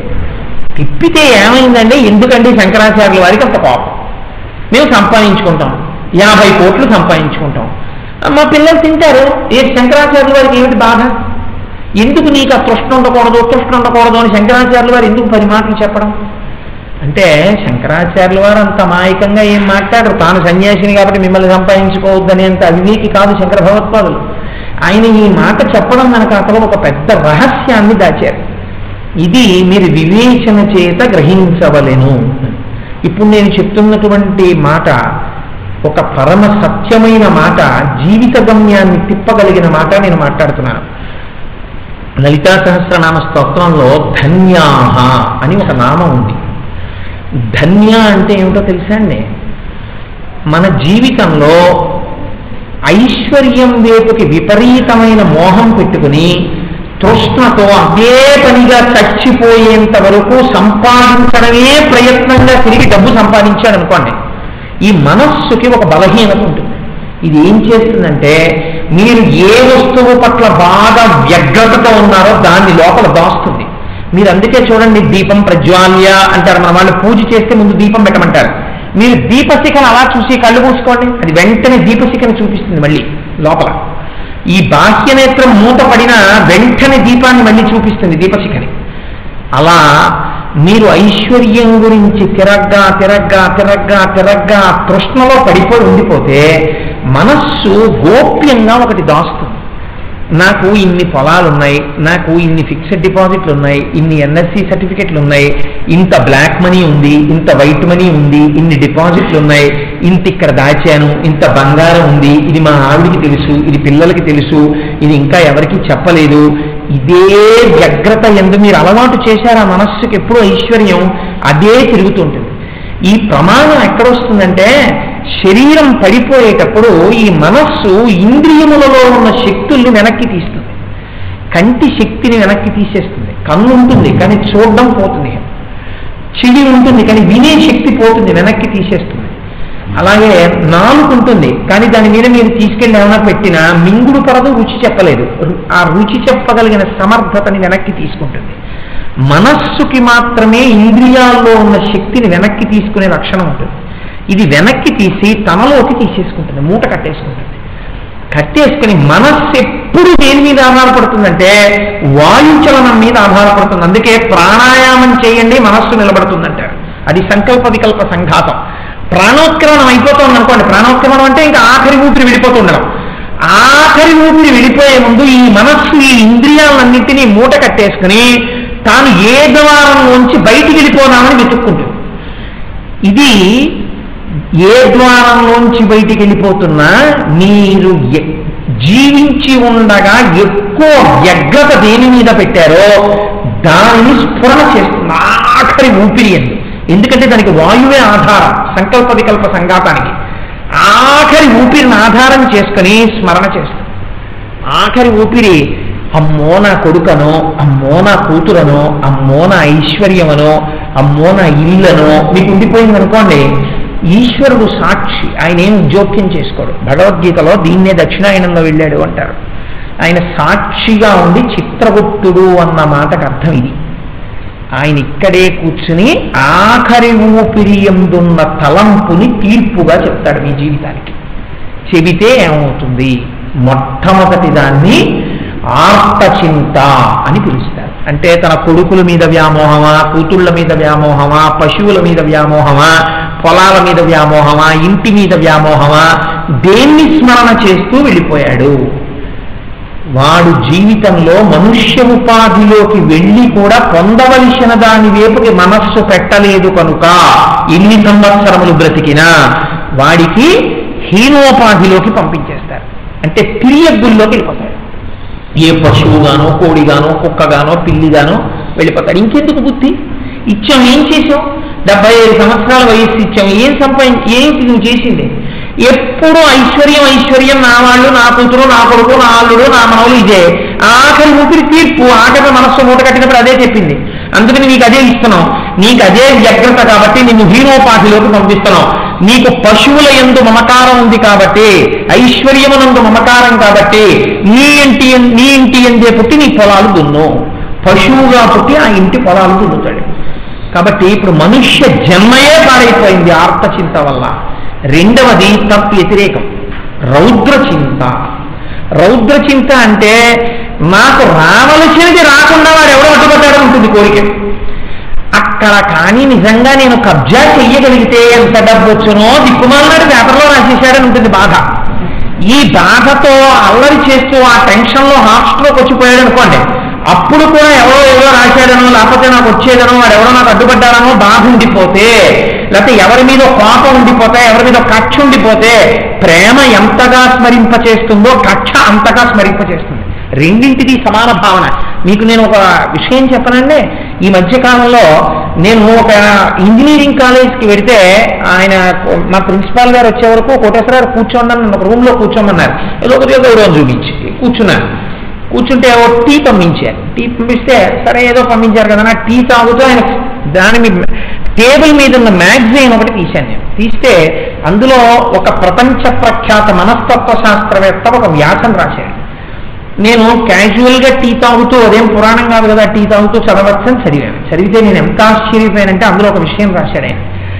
మీరు కోరుకున్న వస్తువు మీకు దొరకనప్పుడు మీరు పడేటటువంటి వెంపర్లాట వల్ల మీలో ఉన్న కొన్ని క్యాలరీస్ ఆఫ్ ఎనర్జీ ఫైర్ అయిపోతుంది.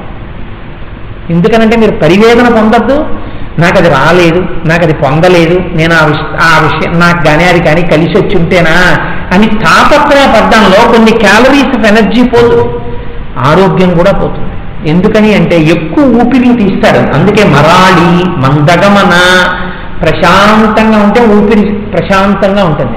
క్రోధంలో ఉంటే ఊపిరి ఎక్కువ తీస్తాడు. అప్పుడు ఎక్కువ ఊపిరి తీస్తే ఎక్కువ ఎనర్జీ ఫైర్ అవ్వాలి, అది అనారోగ్యానికి హేతువే. అలాగే మీకు దొరకాలనుకున్న వస్తువు మీకు దొరికి మీరు సుఖాన్ని పొందినప్పుడు క్రోధమునందు ఖర్చయినటువంటి శక్తి కన్నా ఈ సుఖానుభవమునందు ఎక్కువ శక్తి ఖర్చు అయిపోతుంది. కాబట్టి నాకప్పుడు ఆ మ్యాగజైన్ చూసి నేను అనుకున్నాను, ఎంత గొప్పగా రాశాడరా, ఇదే తెల్లవారు లేస్తే మనం వేదాంత వ్యాఖ్యానంలో చదువుతుంటాం, కామము హితశత్రువు, క్రోధము అహిత శత్రువు. ఒకటి మనకి ఫ్రెండ్లా కనబడుతుంది శత్రువు, నీకు చాలా సుఖంగా ఉందంటుంది కొన్నింటిని చూపించి. ఆ సుఖము అన్న దాని చేత నీకు దుఃఖము దాగి ఉంటుంది, అది దూరం అవుతుందేమో అని బెంగ. ఆ సుఖానుభవమునందు కొంత వ్యయమైపోతాం. నాకది రాలేదు అని ఒకటి మీద కక్ష, దాని వలన వ్యయమైపోతోంది. అందుకే మన దేవతలందరూ కూడా చేతిలో పాశం పట్టుకుంటారు. ఈ పాశమునకు గుర్తు ఏమిటంటే నీకున్న తృష్ణ అన్న ఆశాపాశమును తీసేసి వాళ్ళ భక్తి పాశం వేసి పాదాల వైపు లాగుతారు దేవతల పాదాలు పట్టుకుంటే. అందుకే అందరూ పాశం పట్టుకుంటారు. యమధర్మరాజు గారి దగ్గర పాశం పడకుండా ఉండాలంటే ఈ పాశాలు ముందే ఎంచుకోవాలి. కాబట్టి ఏమైంది అంటే తృష్ణ అర్థం పర్థం లేకుండా వెంపర్లాడి పరిగెడితే ఆ క్రోధము పెరిగిపోతే, నాకేదో వస్తువు దొరకలేదు అన్న రౌద్ర చింత పెరిగిపోతే, అదే చింతన చేస్తూ ఎప్పుడు వెళ్ళిపోతాడో ఎవరికి తెలుసు. ఆ వెళ్ళిపోయే ముందు మనస్సు మూట కట్టేటప్పుడు ఇంద్రియ శక్తుల్ని ఈ రౌద్ర చింతతో వెళ్ళిపోతుంది. ఆఖరి ఊపిరి యందు నాకు ఫలానా వాడి ద్రోహం చేశాడు, అదే జ్ఞాపకానికి వచ్చి ఆ ఇంద్రియ శక్తుల్ని తీసుకుని ఆఖరి ఊపిరిలో ఒక రంధ్రంలోంచి బయటకు వెళ్ళిపోతుంది. వెళ్ళిపోయినప్పుడు రౌద్ర చింతతో వెళ్ళాడు. దానికోసం కాదుగా నిన్ను మనుష్యోపాధిలో పెట్టింది. నీకింత గొప్ప ఉపాధినిస్తే ఏం చేశావు నువ్వు? వ్యగ్రతతో ఎవడి మీదో కక్ష పెట్టుకు బతికావు. ఆఖరి సంకల్పమే దానికి సాక్షి. ఇప్పుడు ఏంటి ఫలితము అంటే దానికి కూడా తిరియజ్జన్మే, పశువుగా పంపిస్తారు. ఇప్పుడు ఏం చేస్తారో తెలుసా అండి? విచిత్రం ఏమిటంటే మళ్ళీ వెళ్ళి ఎవడింట్లో వీడు శత్రువుగా ఉన్నాడో వాడింటికి వెళ్ళి వాడిని బాధ పెట్టడం మొదలెడతారు. వాడింటికి వెళ్ళి ఓ కుక్కగా ఉంటాడు, వాళ్ళ ఇంట్లో దొంగలు పడే వేటికే ఈ కుక్కకి జ్వరం వచ్చి పడుకుంటుంది. కుక్క ఉంది కదా అని వాడు పడుకుంటాడు. అంటే రౌద్ర చింత, వాడి గత జన్మలో వీడి మీద కోపం పెట్టాడు. అందుకని దీనికి ఆ జ్వరంలో అప్పుడే ఎవరో వెళుతుంటే అలాగా మన యజమానేనేమో అనిపించి మళ్ళీ పడుకుంటుంది. దొంగలన్నీ మూటకట్టుకుపోయాక దిక్కుమాల కుక్కలు వాడు కొడతారు మళ్ళీ వీటికి. ఉపాధి మారింది. జీవులు అలాగే ఉంటారు. మహాత్ములు దర్శనం చేశారు దివ్య దృష్టితోటి. కాబట్టి రౌద్ర చింత వలన మళ్ళీ తిరిగి జంతువుల్లో పెడతారు. అది తృష్ణే, ఇది తృష్ణే. మూడవది ఉంది, దీన్ని శుక్ల చింత అని పిలుస్తారు. కొందరు మాత్రం చేసేవి చెయ్యరా అంటే చేస్తుంటారు. ఓ ఉద్యోగం ఏదో ప్రయత్నం చేస్తుంటారు, వెళ్తాడు వ్యవసాయం దున్నుకుంటాడు, ఏదో ఆఫీస్కి వెళ్తాడు, చక్కగా వాడి ఉద్యోగం వాడు చేసుకుంటాడు.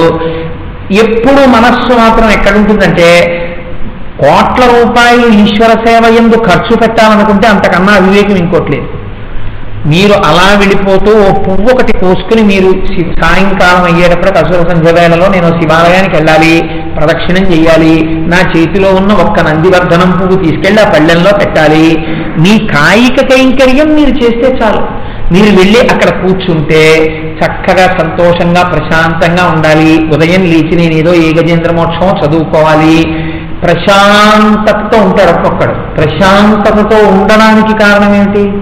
ఏ వస్తువు ప్రశాంతమైనదో దాని పాదాలు పట్టుకున్నాడు. వీడు అది ఆలోచిస్తూ ఉంటాడు, ఇవాళ సాయంకాలం శివాలయానికి వెళ్ళాలి అని. ఉదాహరణకి వాడికి 4:30కే ప్రాణోత్క్రమణం అవుతుంది అనుకోండి. ఈ అలవాటు ఏం చేస్తుందంటే మనస్సు, అయ్యో ఇవాళ శివాలయానికి వెళ్ళలేదు, వచ్చే నెలలో ఫలానా ఏదో లక్షవత్తుల నోమో ఏదో చేద్దాం అనుకున్నా నోమవలేదు, ఇవి ఆలోచిస్తుంటాడు వాడు. ఎందుకంటే వాడి మనస్సుకి ఎప్పుడు ఇది అలవాటైంది. ఆఖరణ కూడా ఈ ఆలోచనే ఉంటుంది. ఉంటే ఏమవుతుంది అంటే దీన్ని శుక్ల చింత అంటారు. శుక్ల చింత ఉన్నప్పుడు ఆఖరి ఆలోచన అది అయితే దేవలోకం వైపుకు పంపుతారు. 4వది ధన్య చింత అంటారు. ఇదే అమ్మవారికి ధన్య అని పేరు.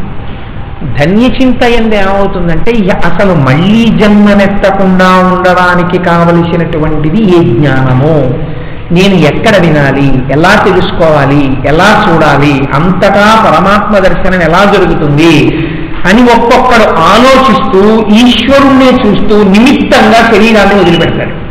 మృత్యువుకి కూడా తన సాక్షిగా ఉంటాడు.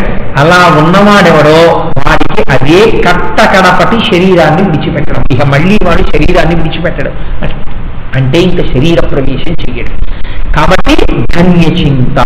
ఇప్పుడు మీరు ఆలోచించండి, మీరు ఎటువైపు పరుగు పెడితే మనస్సు దాన్ని పట్టుకుంటుంది, పట్టుకుని దాచుకుంటుంది. దానివల్ల ఫలితం వచ్చిందా లేదా వేరు విషయం, లాభాలు వచ్చాయా లేదా వేరు విషయం, నష్టాలు వచ్చాయా లేదా వేరు విషయం, డబ్బు వచ్చిందా లేదా వేరు విషయం, ప్రమాదం కూడా అయిపోతాం. ఏమిటి ఆ ప్రమాదం? మనస్సు వాటిని అన్నింటినీ పట్టుకుంటాం. ఈ పనికి మాలిన వస్తువులన్నీ పట్టుకుని కూర్చుంటే తుట్టతుదన అది వెళ్ళిపోయేటప్పుడు దాన్నే పట్టుకుంటే ఏమవుతుంది? నీచోపాధుల్లో వెళ్ళిపోతాడు. అందుకని ఈశ్వరుణ్ణి పట్టుకోవడం నేర్పాలి. ఇది శంకరాచార్యుల వారి తాపత్రయం. అందుకని ఆయన అంటున్నారు, నిన్ను ఏది పట్టుకుందని నేను అనుకుంటున్నానో తెలుసా? వ్యాకరణ సూత్రాలు ఎందుకు ఇలా పైకి చెప్తున్నాను అంటే, నీకు డబ్బులు కావాలి. ఈ అర్థము అన్న చోట అనర్థమును కొని తెచ్చుకుంటున్నావు. అనర్థమును తెచ్చుకున్నటకు కారణము తృష్ట, అర్థమును అర్థముగా పొందుటకు ఉద్యోగము, ఈశ్వర భక్తితో కూడిన ఉద్యోగము. నువ్వు ఇప్పుడు ఈశ్వర భక్తితో కూడిన ఉద్యోగము నందు లేవు, అనర్థహేతువైన తృష్ణ వైపుకు నువ్వు పరిగెడుతున్నావు. ఈ తృష్ణ వైపుకు పరిగెడితే నువ్వు పాడైపోతావు. అంటే నీకు వివేచనా శక్తిని కోల్పోయావు. మీకు నేను ఒక ఉదాహరణ చెప్తాను. ఒక వెంకటాచలం వెళ్ళి తలనీలాలు ఇచ్చేసినటువంటి వ్యక్తి సూపర్ బజార్లోకి వెళ్ళాడు అనుకోండి. సూపర్ బజార్లోకి వెళ్ళి వస్తువులు కొనుక్కుంటున్నాడు అనుకోండి. చాలా మంచి హెయిర్ ఆయిల్ వచ్చిందండి, ఇది రాసుకుంటే తల వెంట్రుకలు నిగనిగలాడుతూ కనపడతాయండి అని అక్కడ ఉన్నటువంటి ఒక షాప్ వెండర్ మీకు చెప్పాడు అనుకోండి. మీరు ఏమంటారు? ఏమైనా పరాచకం ఆడుతున్నావా అంటారు. అదేంటి మాస్టర్ అలా అంటున్నారు? మీతో ఎందుకు పరాచకం ఆడతానండి, జుట్టు నిగనిగలాడుతుందండి అన్నారు. నాకు ఏముంది, తలనీలాలు ఇచ్చేసి వచ్చాను వెంకటాచలం వెళ్ళి, మళ్ళీ 3 నెలల వరకు జుట్టే రాదు, ఈలాగా మళ్ళీ వెళ్ళిపోతాను వెంకటాచలం, నాకెందుకు అని అంటారు. అదే మీ భార్య గారి కోసమో పిల్లల గారి కోసమో తీసుకెళ్తారేమో అని చెప్పానండి, నాకు అసలు పెళ్ళి అవ్వలేదా అన్నాడు అనుకోండి బ్రహ్మచారి. అంటే తనకి ఏ వస్తువు కావాలో ఏ వస్తువు అక్కర్లేదో ఒక షాప్ లోకి వెడితే తన దగ్గర డబ్బు ఉన్నా కనబడ్డవన్నీ అక్కడ సబ్బుల దగ్గర నుంచి, పౌడర్ల దగ్గర నుంచి, తేనె దగ్గర నుంచి, ఉడియాల దగ్గర నుంచి, అప్పడాల దగ్గర నుంచి ఉంటాయి. వెళ్ళి కనబడ్డవన్నీ తలోటి ఇలా ఇలా ఇలా ఇలా ఇలా ఇలా పారేసి తెచ్చేసుకోడు కదా, అన్నీ తేడు. ఒక్కసారి అన్నిటి వంక అలా చూస్తూ ఇందులో ఏది నేను తీసుకెళ్ళనో చూసుకుంటాడు, తన శక్తి చూసుకుంటాడు. పర్సులో ఏముంది, ఎంత ఉంది, ఈ వస్తువు మనకు అవసరమా, 1/2 కేజీ ఎందుకు, 1/4 కేజీ కొనుక్కుందాం, బ్రూక్ బాండ్ ఓ 1/4 కేజీ ప్యాకెట్ కొనుక్కుంటాడు. నువ్వు ప్రతి చిన్న విషయమునందు వివేక ప్రదర్శనం చేస్తున్నావు. మీరు సూపర్ బజార్కి వెళ్ళినా మీరు అన్ని కొనుక్కోవట్లేదు. ఎందుకు కొనుక్కోవట్లేదు? మీ శక్తిని, మీ అవసరాన్ని మీరు లెక్కలో పెట్టుకుని ఉంటున్నారు. మనుష్య జన్మ యొక్క అవసరాన్ని, మనుష్య జన్మ యొక్క ప్రయోజనాన్ని మాత్రం తృష్ణ ఎందుకు విస్మరిస్తున్నారు. ఇది పెద్ద దోషం. సూపర్ బజార్లో మిమ్మల్ని కరెక్ట్ చేయడానికి మీ భార్య చాలు. ఎందుకంటే కేజీ రూపాయలు ప్యాకెట్ అంటే ఇంత స్టీల్ పళ్ళెం ఇస్తారట, ప్రశ్న స్టీల్ పళ్ళెం ఇస్తారట, అందుకని చెప్పేసి నేను ఆ కేజీ ప్యాకెట్ కొంటున్నాను. మీ మొహం స్టీల్ పళ్ళెం మహా కొంటే 15 రూపాయలు ఉంటుంది. మీరు కేజీ కొంటే ఈ కేజీ కూడా ఏమైపోతుందంటే అంత పోయడానికి మన ఇంట్లో డబ్బాలు లేవు. ఇదంతా గడ్డ కట్టేసి ఆఖరికి ఇంట్లో అమ్మాయో అబ్బాయో ఆఖరణ దాన్ని తీసుకెళ్ళి కింద పోసేస్తారు, అయిపోతుంది. లేకపోతే పాడైపోతుంది నిష్కారణంగా. పైగా మనమేమో 2 నెలలు ఊళ్ళో ఉన్నాం, ఏమో పెళ్లిళ్ళు, శుభకార్యాలు, ఉత్తర భారతదేశ తీర్థయాత్రలు తిరిగి వస్తాం. ఈ లోపల గడ్డ అయిపోతుంది. ఎందుకు 17 రూపాయల పళ్ళెం కోసం 60 రూపాయలు బ్రూక్ బాండ్ కొనమని ఎవరు చెప్పాడు మీకు? ఫోన్లో అయితే పళ్ళెం వదిలే 1/4 కిలో. పక్కన భార్య చెప్తే ఒక బ్రూక్ బాండ్ కాఫీ ప్యాకెట్ దగ్గర నీకు వివేకం ఉందా? నీ జన్మ గురించినటువంటి వివేకం ఎందుకు లేదు? ఇది శంకరాచార్యుల ప్రశ్న. నీ జన్మ after all you are caring about 10 rupees, కానీ ఈ మనుష్య జన్మ మళ్ళీ రాదే. నువ్వు ఎవరి కోసం సంపాదించేస్తున్నావు? ఇంత తృష్ణతో తిరిగి సంపాదించేస్తున్నావు. సంపాదించేసి అంతా తీసుకొచ్చి ఇక్కడ పెట్టేశావు, పెట్టేసి శరీరం వదిలేసావు. ఇంత కష్టపడి సంపాదించాడన్న ఈ కోట్లలో 1 రూపాయి సంపాదన ఎందలి పుణ్యము నీకేమైనా వేస్తారా? వీరు అది విచిత్రం. సంపాదన ఎందు పాపం ఏమైనా ఉంటే మీ ఖాతాలో వేస్తారు, పుణ్యం ఏమైనా ఉంటే మీ ఖాతాలో వేయడం. సంపాదన ఎందు పుణ్యం ఏమిటండి? ఏం వేరు. కాబట్టి పుణ్యం దేని ఎందున్నది? వ్యయమునందున్నది. వ్యయము పుణ్యం. వ్యయం ఎప్పుడు చేయడు? తృష్ణ ఉంటే చేయడు. ఇది శంకరాచార్యుల వారు పెట్టినటువంటి పెద్ద హద్దు. వ్యాకరణం నేర్చుకున్నవాడు ఎక్కడ చెప్పాలి వ్యాకరణం? శివాలయంలో వ్యాకరణ మంటపంలో చెప్పాలి. శివాలయంలో వ్యాకరణ మంటపంలో కూర్చుని ఉపనయనమైనటువంటి శిష్యుల్ని కూర్చోబెట్టి వ్యాకరణం చెప్పేవాడు ఎలా చెప్పాలి? తాను వ్యాకరణం చెప్పి తన కండువా దులుపుకుని సంతోషంగా వెళ్ళిపోవాలి. వెళ్ళిపోతుంటే శిష్యులు వ్యాకరణం నేర్చేసుకున్న తర్వాత గురువుగారు ఉంచుకోందని తృణమిస్తే ఇది నాకు ఈశ్వరానుగ్రహం అని సంతృప్తిగా వెళ్ళాలి. అలాంటి వాడని నమ్మి నీ గురువు నీకు వ్యాకరణం చెప్పి ఉండాలి. నువ్వేం చేస్తున్నావు? వ్యాకరణ సూత్రాలు బజార్లో వదిలేస్తున్నావు. అంటే నువ్విప్పుడు తృష్ణకి వశుడవయ్యావు. నీకు ఆదాయమునందున్న తృష్ణ ఇంత ఉంటే నీకు వ్యయము చెయ్యగలవని నేను ఎలా నమ్ముతాను? కాబట్టి నీకు పుణ్యమును చేసుకునే మార్గము మూతపడిపోయింది. వ్యయమునందు పుణ్యం ఉంది. అందుకే శాస్త్రం ఏం చెప్తుందో తెలుసండి, 7 కొడుకుల్ని కనమని చెప్పింది. అదేమిటంటే మీరు ఇలా చెప్తే మరి ప్రభుత్వం చెప్పేదానికి వ్యతిరేకంగా ఉంది కదా, 7 కొడుకుల్ని కన్నా ఏంటంటే ఒక కొడుకుని 2 కొడుకులకే ఫీజులు కట్టడం జరిగించడం కష్టంగా ఉంటే అని మీరు నన్ను అడగచ్చు. 7 కొడుకులు అంటే ఏమిటో తెలుసా అండి? ఐశ్వర్యమును బట్టి ఈ 7 కొడుకులు నీకు ఉండాలని చెప్పింది శాస్త్రం. 1 శరీరము వలన కుమారుడు. ఈ శరీరములో ఉన్న తేజస్సుని తన ధర్మపత్ని యందు నిక్షేపించి తన సదృశమైనటువంటి కుమారుడిని పొందుతాడు. దానివల్ల పితృగుణం తీరుతుంది. కాబట్టి ఆయన మొదటి కొడుకు. 2వ కొడుకు ఒక వనమును పెంచాలని చెప్పింది. అందుకే ఎవరైనా సరే ఏమన్నా నాది ఫ్లాట్ కదండి నేను ఎలా పెంచుతాను వనమని చెప్పడానికి వీల్లేదు. నువ్వు ఎన్ని చెట్లు నెరికి తీసుకొచ్చి తలుపులు తారబంధాలు చేశావు, 4 పూల కుండీలైనా పెట్టాలి. పెట్టి నీ చేతితో బుక్కి నీళ్లు వాటికి పోస్తే అవి 2 పువ్వులు పూస్తే ఈ ఎన్నో నరికేసిన చెట్లు వచ్చి నీ ఇంట్లో గుమ్మాలు తలుపులుగా ఉండి ఏడుస్తుంటే ఇవి ఓదారుస్తాయి. లేదులే నాకు నీళ్లు పోసి ఇంకో 4 చెట్లు పెంచుతున్నాడని చెప్తాయి. కాబట్టి యజమాని వనమును పెంచాలి. అది 2వ కొడుకు. ఈయన వెళ్ళిపోయినా ఏమవుతుందంటే కొడుకు తండ్రి వెళ్ళిపోయినా కూడా కొడుకు పుణ్యం చేస్తాడు, కొడుకు దయాశ్రాద్ధం పెడతాడు, తండ్రి ఉద్ధరింపబడతాడు. ఒక పురుషుడు పెంచిన వనం ఆయన వెళ్ళిపోతాడు, కానీ ఆ మామిడి చెట్టు పళ్ళు పండుతుంది. ఆ పళ్ళు ఎవరో ఒక మహాత్ముడు తీసుకుని ఆయనకి ఇస్తారు, ఆయన తింటాడు. ఆ వనముని వేసిన వాడు కాబట్టి ఈయన ఖాతాలో పుణ్యం వేస్తారు. వెళ్ళిపోయి చేయడానికి అవకాశం లేదు, శరీరం లేదు, అయినా పుణ్యం చేసుకోగలుగుతున్నాడు. దేనివల్ల? వేసిన వనం రక్షించి. కాబట్టి 2వ కొడుకు వనము. 3వ అందుకే మన వాడు వనమునందు భోజనము. కార్తీక మాసంలో వనభోజనం చేయమంటారు. ఎందుకని? వనంలోకి వెళ్ళి మీరు వనభోజనం చేస్తే వనం వేసిన వాడికి పుణ్యం పెడుతుంటారు. అందరూ కలిసి సమానంగా వనమునందు భోజనం అంటే వనం అంటే బ్రహ్మం, బ్రహ్మమును తింటా. అందరూ కలిసి ఉసిరి చెట్టుకు పూజ చేసి వనమునందు భోజనం చేయడం బ్రహ్మం దర్శనం చేయడం, గురువుతో కలిసి వెళ్ళి. కాబట్టి వనభోజనము వనమును ఒకడు వేశాడు, వాడికి పుణ్యం వేస్తాడు. కాబట్టి ఇప్పుడు వనము 2వ కొడుకు. 3వ కొడుకు ఒకడు ఉంటాడు, వాడి పేరు అగ్రహారము. అగ్రహారం అనగా మనకి ఏది ప్రమాణము? మన సనాతన ధర్మమునకు వేదము ప్రమాణము. ఈ వేదమును నమ్ముకున్నవాడు నాకు ఇది కావాలి అది కావాలి అని వాడేం అడగడు. వాళ్ళందరికీ కలిపి ఓ అగ్రహారంలో ఓ 10 పెంకుటిల్లో ఓ 10 పాకలో వేస్తారు. మీకు ఒక విషయం తెలుసా అండి? పూర్వం అగ్రహారంలో పెంకుటిళ్ళు లేకపోతే రాతితో కట్టిన ఇళ్ల యందు వేద పండితులు ఉండడానికి ఇష్టపడేవారు కాదు. మేము ఉండవండి అలా అయితేనే కాదు.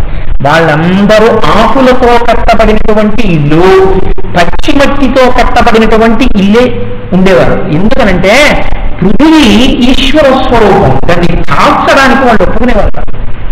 అందుకని రాతితో కట్టిన ఇళ్లలో ఉండేవారు కాదు. అంతగా ఎప్పుడు ఈశ్వర భావన యందున్నటువంటి వేద పండితులు తలదాచుకోవడానికి ఒక 10 పాటలు వేసి ఇస్తే దాని పేరు అగ్రహారం. కాబట్టి ఆ అగ్రహారము నీ యొక్క 3వ కొడుకు. అక్కడ వేదాన్యాయం జరుగుతుంటే వాళ్ళకి ఆవాసం దొరికితే వాళ్ళు వానకి తడవకపోతే ఎండకి ఎండకపోతే వాళ్ళు నివసించి పొందిన సుఖము వలన కలిగిన పుణ్యాన్ని నీ ఖాతాలో వేస్తారు. కాబట్టి అగ్రహారము ఒక కొడుకు. 4వది దేవాలయము. ఉన్నవాడు ఒక గుడి కట్టాలి. గుడి కడితే తను వెళ్ళిపోతాడు, కానీ ఆ గుడిలో పూజలు జరుగుతుంటాయి, ఆ గుడిలో దీపదీప నైవేద్యాలు జరుగుతుంటాయి, తన ఖాతాలో వేస్తుంటాడు పుణ్యాన్ని. కాబట్టి 4వది దేవాలయము, అదొక కొడుకు. 5 తటాకము, ఒక చెరువు తవ్విస్తాడు. ఒక చెరువు తవ్వించారనుకోండి కొడుకు లేదంత బాధేం లేదు. చెరువు తవ్విస్తే కొడుకున్నట్టే లెక్క శాస్త్రం. ఎందుకని? ఆ చెరువులో నీళ్లు తాగుతున్నారు, ఆ చెరువులో నీళ్లు పశువులు తాగుతాయి, ఆ చెరువులో నీళ్లు పక్షులు తాగుతాయి. ఈయన వెళ్ళిపోతాడు తవ్వించిన ఆయన, కానీ ఆర్తితో ఉన్న జీవులు తాగినటువంటి ఆ దాహార్తి ఉపశమనం పొందిన ఫలితాన్ని ఈయన ఖాతాలో వేస్తారు. కాబట్టి చెరువు తవ్వించినటువంటి ఫలితము. నిధి అంటే ఇప్పుడు మనం ట్రస్ట్లు అని చెప్పి పెడుతున్నాం. పూర్వకాలంలో ఏం చేసేవారంటే ట్రస్ట్లు, రిజిస్ట్రేషన్లు ఇవేం ఉండేవి కావు. ఒక నిధిని ఏర్పాటు చేసి నాకు చాలా ఐశ్వర్యం ఉంది, ఈశ్వరుడు ఇచ్చాడు, ఇంత ఐశ్వర్యం నా వాళ్ళకే ఇస్తే వాళ్ళు బాధ్యత మరిచి ప్రవర్తిస్తారు, కొంత నన్ను ఉద్ధరించుకోవడానికి నేను నిధిగా ఇచ్చేస్తున్నాను అని చెప్పి సర్వశ్రేయో నిధి. పూర్వకాలంలో అన్నదాన నిధి, అందుకే నిధి అన్నమాట వాడేవాడు. ఓ 1,00,000 రూపాయలు నిధి పెట్టి దీని మీద వచ్చేటటువంటి డబ్బుతో ప్రతిరోజు ఒక 50 మంది బాటసారులకు అన్నం పెట్టండి. ఆయన విడిపోతారు, ఆ శరీరం ఉన్నాయన. కానీ ఈ నిధి వలన అన్నం తింటున్న వాళ్ళ యొక్క అన్నార్తి ఉపశమనం పొందినటువంటి ఫలితం ఆయన ఖాతాలో పడిపోతుంది. కాబట్టి ఇలా 7 కొడుకులు ఉండాలి అని శాస్త్రం చెప్పింది. ఇప్పుడు చెప్పండి, ఒకటి మీ ధనాన్ని వ్యయం చెయ్యవలసిన అవసరం లేనట్టు పైకి కనపడినా మీ ధనాన్ని వ్యయం చేస్తే తప్ప వాడు సుశిక్షితుడు కాని కుమారుడు. మీరు ఫీజు కట్టి ఓ గురువు గారి దగ్గర పెట్టి 2 పుస్తకాలు కొని పెడితే తప్ప ఆ కొడుకు ఎలా ప్రయోజకుడవుతాడు? కాబట్టి పుణ్యము ఎలా వస్తోంది అంటే శరీరము నుండి జనించినటువంటి కుమారుడితో మొదలుపెట్టి మిగిలిన 6 కుమారుల రూపమైనటువంటి పుణ్యకార్యాచరణము చేత మీకు పుణ్యము కలుగుతోంది, మీరు ఉద్ధరింపబడుతున్నారు. అసలు తృష్ణకి లొంగిపోయినటువంటి వాడు తను దాచుకోవాలనుకుంటాడు కానీ ఖర్చు ఎందుకు పడతాడు? తృష్ణకి లొంగిపోయిన వాడు ఉన్నారు అనుకోండి, కోట్లు సంపాదించి ఉంటాడు. అందుకే పోతన గారు అంటారు, కృతజ్ఞావళి బంధుత్వంబులు అంటారు. వాడికి తన ఇంగిలి చేత్తో కాకిని కొట్టడు, తన జ్వరాన్ని పక్క వాళ్ళకి అప్పివ్వడు. అంత లోభి. మీరు అంత లోభి దగ్గరికి వెళ్ళి అయ్యా మేము యజ్ఞం చేసుకుంటున్నామండి, మీరు 1000 రూపాయలు విరాళం ఇవ్వండి అన్నారు అనుకోండి, బుద్ధి ఉందో లేదా, యజ్ఞాలు యాగాలు అస్తమానం ఇలాగే వస్తుంటారు, ఎక్కడి నుంచి వస్తుందా? ఏం లేదంటే ముందు మీరు అసలు వెళ్ళగానే అక్కడే ఉంటాడు పిఏ, ఆయన అడుగుతారు దేనికంటే అడుగుతాడు, యజ్ఞం చేసుకుంటున్నాడు సార్ అలాంటివి ఏం పంపించని చెప్పారంటే ఆయన ఏమి ఇవ్వరు, అలాంటి వాటి దగ్గరికి వెళ్ళిపోవచ్చు. సో ఆయన పోనీ యజ్ఞానికి డబ్బు ఇవ్వకపోతే పీడాపోలేదు, యజ్ఞం చేస్తున్నారా అంటే పోనీ నేను ఇవ్వలేను కానీ ఆ యజ్ఞం చక్కగా జరుగుగాక, నేను ఒక్కసారి వచ్చి దర్శనం చేస్తానండి, మీరు మంచి పని చేస్తున్నారని ఒక మాట అన్నాడు అనుకోండి, కర్త కర్మణస్యైవ ప్రేక్షక అనుమోదక. ఆయన చూసినందుకు, ఆయన అంగీకరించినందుకు ఆయన ఖాతాలో ఫలితం పడుతుంది. ఆయన అలా అంగీకరించారు పెడతాడు. ఎందుకని? తృష్ణ. వీడికి ఇస్తే 10 మంది వస్తారు, వాళ్ళకి ఇవ్వాలి. కాబట్టి ఇప్పుడు ఏమైపోయింది అంటే ఈ తృష్ణ పుణ్యము చేయగలిగిన ద్వారములను మూసేస్తుంది, ఆపద్వారములను పిలిచేస్తుంది. దాని వలన హీనోపాధి వైపుకి వెళ్ళిపోతున్నాడు. ఈ శంకరాచార్య వారి మాట. ఇప్పుడు ఆయన బ్రాహ్మణుడితో మాట్లాడుతున్నారా, మూఢత్వాన్ని పొందిన సమస్త మనుష్య జాతితో మాట్లాడుతున్నారా శంకరాచార్య గారు? ఇది ఆచార్య ప్రజ్ఞ అంటారు. సందర్భాన్ని ఉపయోగించి ఒక్క మనుష్యుడితో మాట్లాడుతున్నట్టుగా కనపడుతూ సమస్త మానవాళిని ఉద్దేశించి మాట్లాడి మిమ్మల్ని ఉద్ధరించడానికి కావలసినటువంటి మార్గములను ఉపదేశము చేయుట. అయితే మీరు నన్ను ఒక ప్రశ్న వేయచ్చు, ఏమంటే మేము కోట్లు సంపాదించి దాన్ని ఖర్చు పెట్టకుండా కోట్లుగానే నా కొడుకు ఇచ్చేశాను, తృష్ణ వలన ఏమైందంటే పుణ్యద్వారాలు మూసుకుపోయాయి, ఏం లేదు, పాపద్వారాలు తెలుసుకున్నాయంటున్నారు, మీరు నేను ఇవ్వలేదు. కానీ నేను కోట్లు ఇచ్చాను కదా నా కొడుకు, నా కొడుకు తర్వాత పుణ్యం చేశాడు, నాకు రాదా అని మీరు అడగచ్చు. మీరు ఈ ద్రవ్యమును తృష్ణతో సంపాదించడంలో ఎన్ని మాటలు పుణ్యకార్యాలకు తిరస్కరించారో ఆ పాపం మాత్రం మీ ఖాతాలో ఖచ్చితంగా పడిపోతుంది. కొడుకు చేసిన పుణ్యం కొడుకుదే. మీ వెంటరానివి అంటే 2. ఒకటి, మీరు కష్టపడి జీవితంలో 5 నిమిషాలు దేవాలయానికి వెళ్ళి ప్రదక్షిణం కూడా చెయ్యకుండా ఉపయోగించినటువంటి మీ మనుష్య జీవిత సమస్త ప్రయత్నముల యొక్క ఫలితమైన ధనరాశి మీ వెంట రాదు కదండి. అది పెద్ద, దానికి నేనేం తలబదల కొడుకుని చెప్పక్కర్లేదు, ఎవరు పట్టుకెడుతున్నారు? అంత సంపాదించినటువంటి అలావుద్దీన్ ఖిల్జీ నాని కొడుకు చచ్చిపోయాడు. ఇదంతా నాది అని చెప్పినటువంటి రాజులు ఎంతమంది భూమిపతులో కారే రాజులు రాజ్యములు గెలువరే గర్వోన్నతిం పొందరే వారేది సిరి మూట కట్టుకొని పోవంజాలిరే భూమిపై పేరైనం కలదే శిబి ప్రముఖులను ప్రీతిని యశక్కాములై ఈనే కోర్కెలు వరవం తలపరే ఈ కలము భార్గవ అంటారు పోతన గారు. ఎవడు ఇచ్చాడో ఇలా వాడు శాశ్వతమైన కీర్తిని పొందాడు, ఎవడు దాచాడో వాడు పాపపు ద్వారములను తెరుచుకుని విడిపోయాడు. ఇప్పుడు ఈ డబ్బు కొడుకు తీసుకున్నాడు. విచిత్రం ఏమవుతుందో తెలుసా అండి, తండ్రి ఏ మార్గంలో సంపాదించాడు అన్న దాంతో కొడుకే సంబంధం లేదు. ఆ సంపాదించడంలో అనుసరించినటువంటి పాపము యొక్క ఫలితాన్ని ఆ తండ్రి గారి ఖాతాలో వేసేసి ఆయన్ని పంపిస్తారు. ఈనో పాపంలో వెళ్ళవయా పశువుగా వెళ్ళిపో అంటారు. మరి ఈ డబ్బు కొడుకుచ్చుకున్నాడు. ఈ డబ్బు కొడుకు పుచ్చుకుని ఈయనేం చేశాడు, గుడి కట్టాడు. ఇప్పుడు ఈ ఫలితం ఎవరికి వెళ్ళింది? గుడికి వెళ్ళింది. గుడి కట్టిన ఫలితం కొడుకుది. ఆయన ఏమైనా సంపాదించాడా అది పక్కన పెట్టండి. ఓ గుడి కట్టాడు, ఫలితం ఆయన ఖాతాలో వేసేస్తాడు తీసుకెళ్ళి. మరి ద్రవ్యం నీకేమిచ్చింది? నీకేమి ఇవ్వలేదు. అందుకే శాస్త్రం ఏమంటుందో తెలుసా అండి, అది ఒక ఫారిన్ ఎక్స్చేంజ్ కౌంటర్ గా మీరు మీ ధనాన్ని మార్చాలి. ఇహలోకం అంత ద్రవ్యాన్ని ఖర్చు పెట్టమని శాస్త్రం చెప్పలేదు. మీ వారు అన్న వారికి కొంత ద్రవ్యాన్ని మీరు ఇవ్వచ్చు, కానీ మిమ్మల్ని ఉద్ధరించేవాడు ఎవరు? ఎలా ఉద్ధరిస్తాడు? మీ పేరు చెప్పి వాడు గోదానం చేస్తాడని ఏమి నమ్మకం? పరమ శ్రద్ధాభక్తులతో గోదానం చేస్తాడని నమ్మకమేమి? ఏమీ ఉండదు. తండ్రి వెళ్ళిపోయిన తరువాత, తల్లిగారు వెళ్ళిపోయిన తరువాత శిఖ పెట్టుకోకుండా చేసినటువంటి ఏ శ్రాద్ధ కర్మ తల్లిదండ్రులకు అందదు. ఎంతమంది పిలక పెట్టుకుని శ్రాద్ధం పెట్టారో మీరు చూడండి. వాళ్ళ శిఖ ఉండవలసినటువంటి ప్రధానమైన లక్షణము.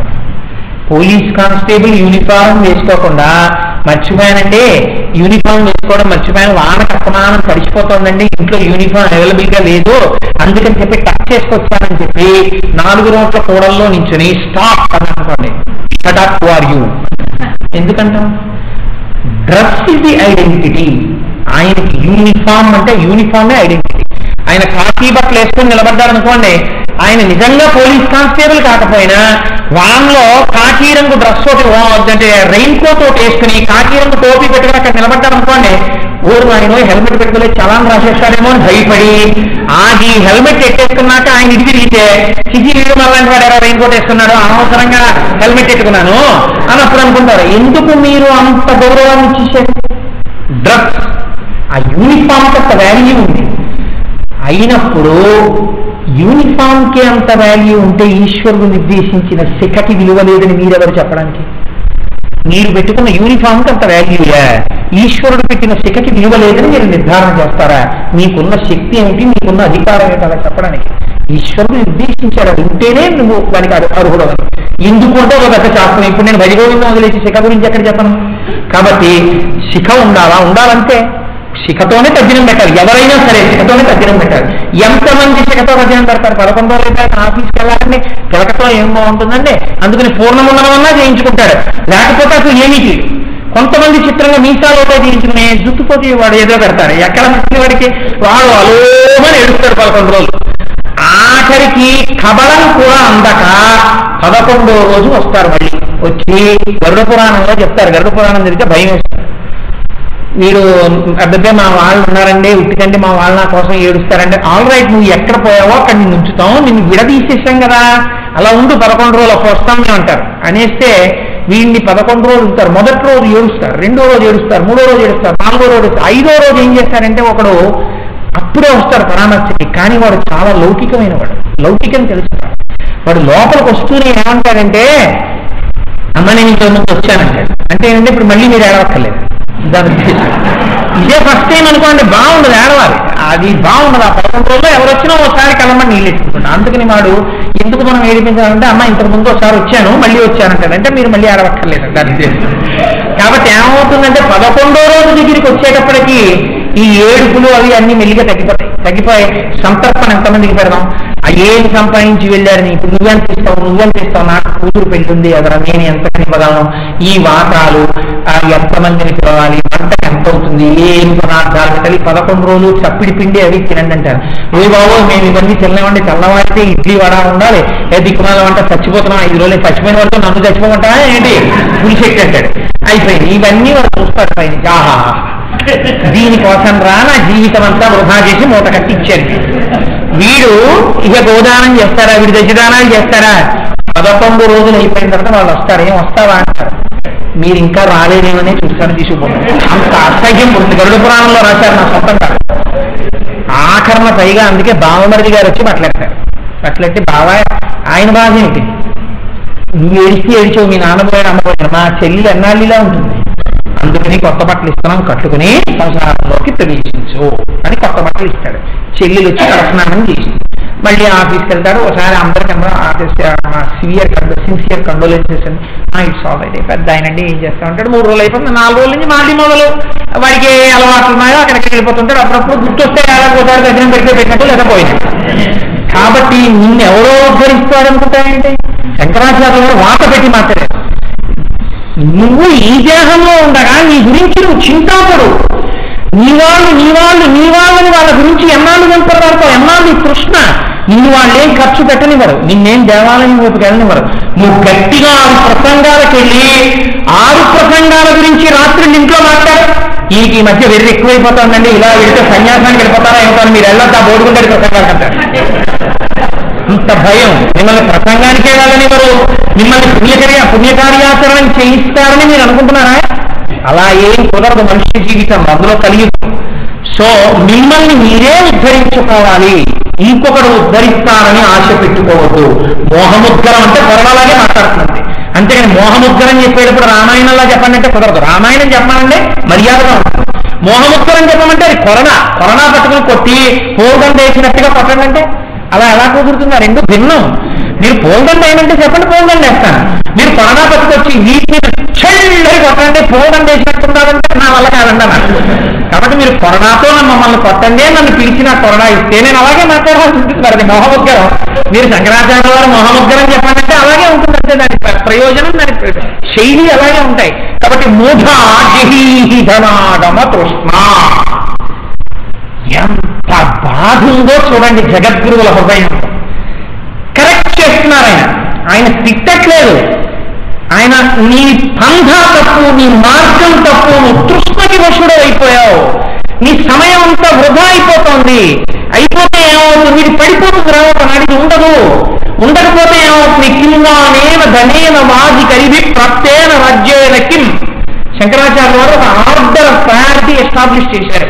కింవానేన ధనేన, నువ్వు కష్టపడి సంపాదించి తెచ్చి కట్టినటువంటి ధనపు మూటలో తెచ్చావు 24 బ్యాంకుల్లో వేసావు, అకౌంట్స్ లో అనేక చోట్ల మూటలు కట్టి బంగారం కింద మార్చి గుప్తంగా దాచావు.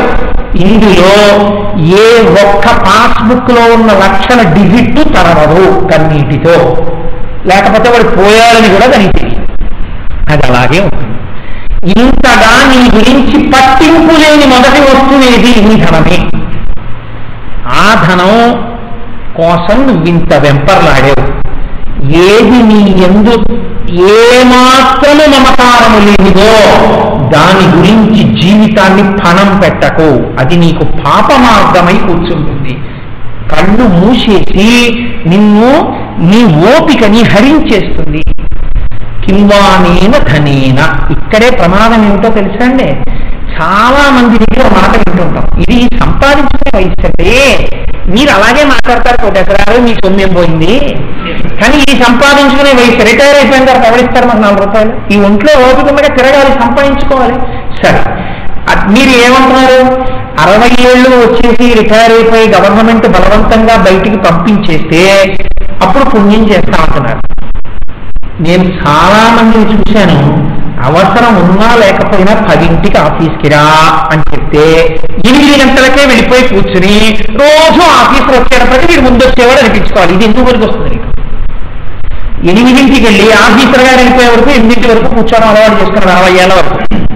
రిటైర్ అయిపోయి బయటికి వచ్చిన తర్వాత నేను రిటైర్ అయిపోయినవ్వండి కొడుకు రాదు నీ వెంట తిరుగుతుంటానంటాడు. నేను ఎంతమందిని చూశాను అలాగా. నువ్వు ఎందుకు బాబు నాకు నన్ను కూడా బాగా చేయడం కలుగుతుంటా. వాడు ఏం చేస్తారో తెలుసండి, బయటికి వచ్చి 10 రోజులు బతకలేడు. నీటిలోంచి బయటికి విసిరేసిన చేప. వాడికి సంఘం అలవాటు అయిపోయింది. వాడు ఎవరో ఒక మనుష్య ప్రభువుని కొలవాలి, ఒక ఆఫీసులో కూర్చోవాలి. వాడు 10ంటికి రమ్మంటే వీడు 7:30కే పెద్దకి వెళ్ళిపోవాలి. వెళ్ళిపోయి రాత్రి 8, 9ంటికి ఇంటికి వచ్చి అప్పుడు అబ్బా నేను అంత అలిసిపోయానని చెప్పి అప్పుడు అన్నం తింటేనే వాడికి జీర్ణం అవుతుంది, లేకపోతే వాడికి జీర్ణం అవ్వదు. నేను ఎంతమందిని చూశానో బయటకు వచ్చేసి నిజంగా మీరు 2 సార్లు 3 సార్లు కనపడతారు మీకు ఆ కార్యక్రమాలు. ఆ పూజల్లోనూ నాలుగో మాట మీరు ఏమంటే మేము మళ్ళీ పూజలు చేస్తామని రండి అన్నారు అనుకోండి, ఈ మధ్య నేను ఇంకో దాంట్లో జాయిన్ అయ్యాను మేస్టారు అంటే. ఎందుకండి మీరు జాయిన్ అవ్వడం అన్నారు అనుకోండి, పాపం చిన్న తలబాటు వస్తున్నప్పుడు ఏం చెప్పాలి, తోచట్లేదండి అంటారు. తోచట్లేదండి ఏమిటో తెలుసా అంటే, మనస్సుకి మీరు ఇచ్చిన ఏ ఆధారాన్నైనా సరే, ఆలంబనమైనా సరే మనసు రిజెక్ట్ చేస్తుంది. నేను పుచ్చుకోనండి.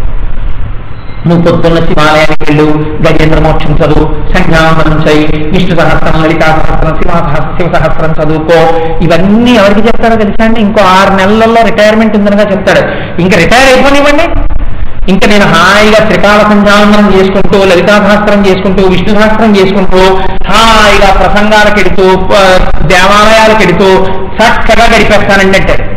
ఇదంతా దేనికోసం అనుకుంటున్నారు? ఇన్నాళ్ళు నా జీవితాన్ని పాడు చేస్తున్నాను అన్న మాట మీకు చెప్పడానికి ఇష్టం లేక, తాను అక్కడ అలా ఉంటే తప్ప తనకి గడవలేదని మిమ్మల్ని మాయ చేయడానికి మాట చెప్తారు. అన్ని మీకు లేకపోయినా అన్ని బయటికి వచ్చి 10 నుంచి 5 సిన్సియర్గా పనిచేయడం నేను చెప్పను. నువ్వు ఉన్నప్పుడు చెయ్యాలి. అక్కర్లేని నీకు నేను ఎవరు కూర్చోమన్నా, నువ్వు గుళ్ళోకి వెళ్ళాలి. అప్పుడు అది నీకు ఉద్ధరణ. నువ్వు మానేసి నేను ఎవరు కూర్చోమన్నారు? ఆఫీస్లో కూర్చున్నావా? 60 ఏళ్ళు అయిపోయి బయటకు వచ్చిన తర్వాత ఇప్పుడు నువ్వు నిజంగా 3 రోజులు శివాలయానికి వెళ్ళి ఇలా గుళ్ళోకి వెళ్ళగానే, ఈ పాటికి హాయిగా చక్కగా ఆఫీస్కి వెళ్ళగానే అక్కడ ఉన్న వాళ్ళు లేచి, అమ్మో ఏంటి ఆఫీసర్ గారు వచ్చారని లేచి నమస్కారం పెడితే, నేను ఇలా బెల్ కొట్టేటప్పటికీ లోపలికి వచ్చేది స్వీపర్. ఇవన్నీ తుడిచావా అంటే తుడిచారండి అని, ఒక కప్పు కాఫీ పడరా అంటే ఓ టీ తాగేవాడిని.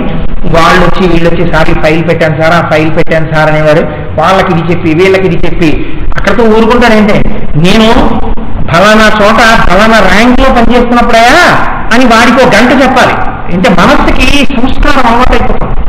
ఇదంతా అలవాటైపోయి ఇప్పుడు మీరు సడన్ గా శివాలయానికి తీసుకెళ్లి కూర్చోబెట్టే శరీరం కూర్చుంటుందంటే, ఏమిటో ఈ పాటికి అలా ఉండేవాడిని, ఏమీ తోచట్లేదు అంటే 10 రోజులు ఇలా అన్న తర్వాత భార్య అంటుంది, వీడికి పిచ్చి వచ్చేస్తుంది ఏమిటో అని ఏదైనా చూసుకోవాలి.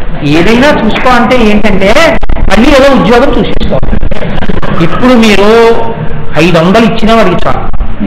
వాడికి కావలసింది ఏంటంటే 8 నుంచి 8 వరకు సేవించేటటువంటి ఒక ఆశ్రమం కావాలి.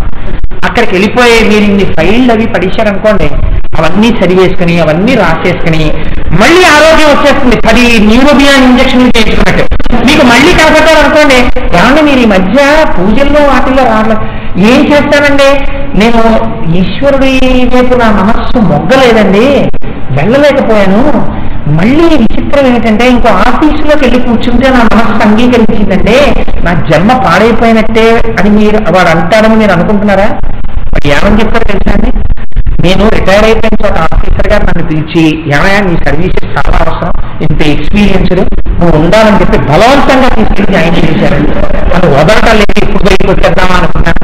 ఇదంతా ఎంత డ్రామా అనుకుంటున్నారు మీరు? దీన్ని మీరు చూసి ఎంజాయ్ చేయాలి. ఓహో, నీ మనస్సు అంతగా స్టకప్ అయిందనమాట. అంటే ఇంకా నీ జన్మలో నీ మనస్సు నీ నియంత్రణ యందు లేదు. దయానంద సరస్వతి మహారాజ్ దీని గురించి ఒక మాట అంటారు, కుక్క తోకని ఊపాలి, తోక కుక్కని ఊపుకోవాలి. మనస్సు మీ చేతిలో ఉండాలి, మీరు నియంత్రించగలగాలి మనస్సుని. ఎస్, ఇవాళ నువ్వు తెల్లవారు 4కి లేస్తున్నావు, unless the మనస్సు gives a dictum, your body will not wake up. మనసు నుంచి లేవడానికి శరీరం సిద్ధపడదు. నీ మనస్సు డిక్టం ఇవ్వాలి. నువ్వు గుళ్ళోకి వెళ్ళు, కాళ్ళకేం స్వతంత్రం ఉండదు. మనస్సు టీవీ చూస్తానంటే నేను వెళ్ళిపోతాను, గుళ్ళోకి కాళ్ళు వెళ్ళిపోతాయండి. మనస్సు చెప్పాలి, అక్కర్లేదు, ఐ రిఫ్యూజ్, నాకు అక్కర్లేదు ఈ టీవీ, అక్కడ సంచారాల కార్తీక మాసం, అక్కడ ఏముంది నీకు అనవసరం, కాసేపు అర్థాసన వేసుకుని ఆలయంలో కూర్చుంటున్నాం. ఈ మనస్సు ఆ డిక్టం ఇవ్వాలంటే అక్కడ మీకు ఏదో సంతోషం కనపడాలి. సంతోషం కనపడాలంటే మీ మనస్సుకి మీరు దాన్ని ఆలంబనంగా ఇచ్చి, అక్కడ సుఖమున్నది అన్న బోధ మీరు దానికి చెయ్యాలి పెర్సిస్టెంట్ గా. ఇందులో మీరు ఫెయిల్ అయిపోతే 60 ఏళ్ళు is not the eligibility criteria. Me date of retirement భగవన్ మార్గంలో ప్రవేశించడానికి శుభముహూర్తము కాదు. It is a disaster stage.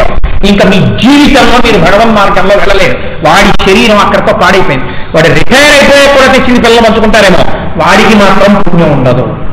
వాడు ఎందుకని ఎప్పుడు ఎడతాడు ఇక గుళ్ళోకి? వాడు వెళ్ళలేడనమాట. మనస్సుని పాడు చేసుకున్నాడు. ఇదే కాళహస్తీశ్వర శతకంలో దుర్జటి నిర్దాక్షిణ్యంగా మాట్లాడాడు శంకరుడి దగ్గరికి. దంతంబుల్ పడనప్పుడే, తనువుయందారూఢియున్నప్పుడే, కాంతాకంఠము రోయినప్పుడే, జరాక్రాంతంబు కానప్పుడే, వింతలు నెనచరించునప్పుడే, కురి వెల్వెల్ల కానప్పుడే, చింతింపందలి నీ పదాంబుజములను శ్రీకాళహస్తీశ్వర. నేను ఈ పద్యాలు చదివి, పురాణాలు చదివి, వ్యాఖ్యానాలు చదివి, జీవితంలో ఇలాంటి వాళ్ళు నా దగ్గరికి వచ్చి మాట్లాడుతున్నప్పుడు ఉలిక్కి పడుతుంటాను. నేను మోహముగ్గా మాట్లాడుతున్నాను కాబట్టి నిర్దాక్షిణ్యంగా చెప్పేస్తాను. మేము రిటైర్ అయిన తర్వాత అవి చేస్తాం ఇవి చేస్తాం అన్న వాళ్ళు కారు ఉన్నా సరే ఒక ప్రసంగానికి కూడా ఇవాళ రాలేని వాళ్ళు ఎవరో నాకు తెలుసు. వాళ్లే వచ్చి నాతో మాట చెప్తుంటారు, హెడ్లైట్లకి కళ్ళు డ్యాజులు అయిపోతున్నాయండి, కారు నడపలేకపోతున్నాను, అందుకని నేను రాలేకపోయానండి అంటే. ఇప్పుడు మనస్సు వచ్చేమో ఒకవేళ ఏ కారణం చేతనైనా, ఏ వైరాగ్యం చేతనైనా, తిన్న ఏ దెబ్బ చేతనైనా, జీవితంలో పొందిన ఏ ఫెయిల్యూర్ వల్లైనా ఇప్పుడు వాడు ఈశ్వరుని వైపుకి వెళ్ళడానికి సిద్ధపడ్డాడేమో, సహకరించడానికి ఈ శరీరం సిద్ధంగా లేదు. ధ్యానం చేయడానికి మీరు చూసిన వస్తువు లేదు, మనస్సుకి ఇంతకు ముందు మీరేం చూపించలేదు, తాదాత్మ్యతతో చూపించింది ఏం లేదు. మీరు ఎప్పుడు వెంకటేశ్వర స్వామి తాదాత్మ్యతతో నాకు చూపించలేదు. మీరు ఎప్పుడు 7 కొండలు నడిచెక్కలేదు. ఎక్కుతున్నప్పుడు మీరు తాదాత్మ్యతతో చూడలేదు. మీరు కాళహస్తిలో ఒక అభిషేకం చేయలేదు. మీకు కాళహస్తీశ్వరలింగం ఎలా ఉంటుందో మీ మనస్సుకి మీరు ముద్ర వేయలేదు. మీరు ఒక రామాయణాన్ని వినలేదు. రామాయణంలో రామచంద్రమూర్తి యొక్క గొప్పతనం గురించి మీ మనస్సు మీద ముద్ర పడలేదు. ఇప్పుడు దాన్ని కూర్చోబెట్టి కృష్ణ రామాయణం అంటే నువ్వు ఎప్పుడు చెప్పావని అడుగుతున్నాడు. నువ్వు ఎప్పుడు చెప్పావు? నువ్వు ఎప్పుడన్నా తీసుకెళ్ళావా? నువ్వు ఎప్పుడన్నా తిరుపతి తీసుకెళ్ళి చూపించావా తాదాత్మ్యతతో? నువ్వు ఎప్పుడన్నా నన్ను తీసుకెళ్ళావా కాశీకి? నువ్వు ఎప్పుడన్నా ఒక 7 రోజులు ఒక క్షేత్రంలో కూర్చోబెట్టావా? నువ్వు ఎప్పుడైనా ఒక మహాత్ముడి ప్రసంగాలకి వెళ్ళి ఒక 10 రోజులు వినేటట్టు నన్ను అనుగ్రహించావా? ఇప్పుడు నన్ను కృష్ణారామాయణం అంటాయండి అనదు. నేను చూశానండి ఎంతో మందిని. నేను ఒకసారి నయనా కంఠాసుపత్రికి వెళితే డాక్టర్ గారు ఒక ఆయన చక్కటి బ్రాహ్మణ్యం, విభూతి బొట్లు పెట్టుకుని ఉన్నాడు. ఆయన్ని పిలిచి, డాక్టర్ గారు ఇంకోటి ఇస్తే బాగుండదని కంఠద్దాలు ఇవ్వడానికి విష్ణు సహస్రనామ స్తోత్రం పుస్తకం ఇచ్చి చదవండి అంటే ఆయనకి విశ్వం అని అనలేకపోయాడు. అది అంటున్నాడు. తీసేసి డాక్టర్ గారు పేపర్ ఇచ్చారు చదవండి.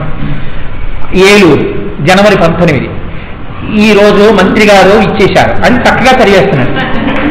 అదేంటంటే పేపర్ అంత బాగా చదువుతున్నారు, మరి విష్ణు సహస్రం చదవలేదేమండి అన్నాడు. అంటే ఈయన అన్నాడని నేను ఇప్పుడు చదవలేదండి. పేపరు అన్నాడు. ఎంత పనిలో ఉన్న పేపర్ చదవకపోతే మాత్రం మాస్టర్ నాకు కాఫీ తాగినట్టు ఉండదండి, అందుకని నేను ముందు లేవగానే పేపర్ చదువుతాను. 75 ఏళ్ల నుంచి అలవాటండి పేపర్, అందుకని పేపర్ చదువుతాను. ఈసారి డాక్టర్ గారి యొక్క ఒక్క 2 నిమిషాల మౌనంలో నాకు చీ అని అనకుండా అన్న చీ వినపడింది. నీకు పేపర్ తెలియదా? అద్దాలు ఇస్తే నీకు విశ్వం విష్ణుర్వశకారో భూత భవ్య భవ ప్రభు అంటే నీకు రాదా? ఏంటి నేర్పావు ఇంకా సంస్కారం? ఎందుక జన్మ, ఎందుక యజ్ఞోపవీతం అని అడిగినట్టు అనిపించింది నాకు. సో మోహముద్గరం అలాగే మాట్లాడుతుంది. కాబట్టి కృష్ణ చేత సంపాదించావు, జీవితకాలం వృధా అయిపోయింది. ఈ డబ్బు వచ్చిందా నీతో? రాలేదు. కిన్వానేన ధనేన వాజి కరివిహి. వాజి అంటే గుర్రాలు, కరివిహి అంటే ఏనుగులు. శంకరాచార్యుల వారు ఆ రోజుల్లో ఉన్న వాహనాలు మాట్లాడారు. నువ్వు కష్టపడి గోల్డ్ కార్లు కొన్నావు. కొంతమంది చూడండి, నేను ఏ ఏడాదికి ఆ ఏడాది మార్చేస్తానండి, నేను శాంత్రో వాడానండి, నేను వ్యాగనార్ వాడానండి, నేను ఏదో అది వాడానండి, నేను ఇది వాడానండి. నాకు శాంత్రోలో ఏసీ కన్నా భవనా దాంట్లో ఏసీ బాగుంటుంది, కానీ దానికి స్టీరింగ్ తిరగడం కన్నా దీనికి మైల్డ్గా తిరుగుతుంది, అది కొంచెం హ్యాండిల్ చేయడం కష్టం, ఇందులో పుష్ బ్యాక్ బాగుంటుంది. ఎంత కంపేర్ అండ్ కాంట్రాస్ట్ చెప్పేస్తాడు ఇన్ని కార్లకి కూడా. ఇన్ని చెప్పేసిన తర్వాత వాడు గుడుక్కుమన్నాడు అనుకోండి, వీడి వెనకాతల ఏ ఒక్క కారు ఇంజన్లోంచైనా కొద్దిగా నీళ్లు కారణం మీరు చూశారా?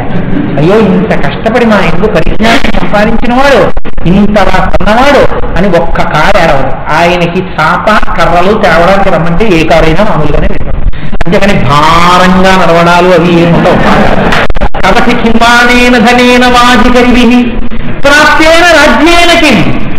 ఇక ఈ స్థలమంతా నాదేనండి, ఈ పొలాలన్నీ కనపడేవన్నీ మావేనండి. ఏమొచ్చే ఇందులో అంగుళం ఇంత మట్టి నీతో రాలా. ఇవన్నీ నాది అని నువ్వు చెప్పినప్పుడల్లా ఎంత టైం వేస్ట్ అయిపోయింది నీ జీవితంలో. ఇవి నాది అనిపించుకోవడానికి నువ్వు వేస్ట్ చేసిన టైం ఈ అకౌంట్లో. ఇందులో ఏవి నీతో వచ్చి నీతో పాటు వాహికరిభి ప్రాప్తేన రాజ్యేన కిం కిం వా పుత్ర. నా కొడుకు పుట్టాడండి, నా కొడుకు పుట్టాడండి అని ఎంత సంతోషమో, ఒకటికి 10 మార్లు పిచ్చెక్కిపోయే మా అబ్బాయి మా అబ్బాయి మా అబ్బాయి అంటాడు. వాడేం చేశాడు? శంకరాచార్యులు వారు కొంచెం ప్రాణం ఉన్న వాటి విషయంలో కొంచెం ఎక్కువగా వచ్చే వాటితో మాట్లాడటం మొదలెట్టారు. కొడుకు వాడు చేసేటటువంటి పని ఏమిటో తెలుసా అండి? మహోపకారం. మీరు ఎప్పుడైనా అంత్యేష్టి సంస్కార వ్యాఖ్యానము అని అంటున్నారు, మీరు చదవకండి, నాకంటే ఏదో వెర్రి చదువుతుంటాను, కానీ అంత్యేష్టి సంస్కార వ్యాఖ్యానం, ఆ మంత్రాల వ్యాఖ్యానం చదివితే చాలా వైరాగ్యం వస్తుంది. వాడు ఏం చేస్తాడంటే ఆఖరణ, ఓ వెర్రి నాన్న, వ్యానవాయు రూపంలో ఇంకా పట్టుకుని ఉన్నావు లోపల, నిన్ను కాల్చాను వదలలేదు, నిన్ను భూమిలో పాతి పెట్టాను, పురుగులు తినేస్తున్నాయి, ఉప్పేసేసాను, తొందరగా కుళ్ళిపోవాలి, వదలటం లేదు అని వాడు ఏం చేస్తాడంటే హోమం చేస్తాడు. చేసి మా నాన్న యొక్క పృథివీ ఎందు, అగ్ని ఎందు, తేజస్సు ఎందు, జలము నందు, వాయువు నందు, ఈ సూక్ష్మభూత ఈ పిండాండమునందున్న భూతములను నేను బ్రహ్మాండములో ఉన్న భూతములకు కలిపేశానని చెప్తారు. కొడుకు వాక్కు ప్రమాణం అంతే, వదిలేస్తుంది వాడు. ఇది వాడు చేసే ఉపకారం. అంత్యేష్టి చేసేసి వాడు ఏమంటాడంటే ఆనంద హోమం చేసేస్తాడు, శ్మశానంలో ఆటమ్మ. నీ వంశం ఎందులో పుట్టావో నాన్న, నీ కోసం అశౌచం పట్టిన వాళ్ళు కొంతమంది ఉన్నారు, వాళ్ళంతా పాపం చప్పిడి తింటూ ఉన్నారు 11 రోజులు. వాళ్ళందరికీ నువ్వు పిచ్చి వేషాలు వేసి నేను వెళ్ళిపోయాను, మీరు నా గురించి చూడలేదంటే ఒప్పుకోను, నువ్వు పితృదేవతా స్థానానికి పొందు, అక్కడ నిలబడి నీ కోసం ఎవరెవరు అశౌచం పట్టారో వాళ్ళందరూ వృద్ధిలోకి రావాలని ఆశీర్వదించి అని ఆనంద హోమం చేసి వాడు వెళ్ళిపోతాడు. మీరు అంత్యేష్టి సంస్కార మంత్రాల వ్యాఖ్యానాలు చూస్తే ఒళ్ళు గగులు పొడిచి భయం వేస్తుంది.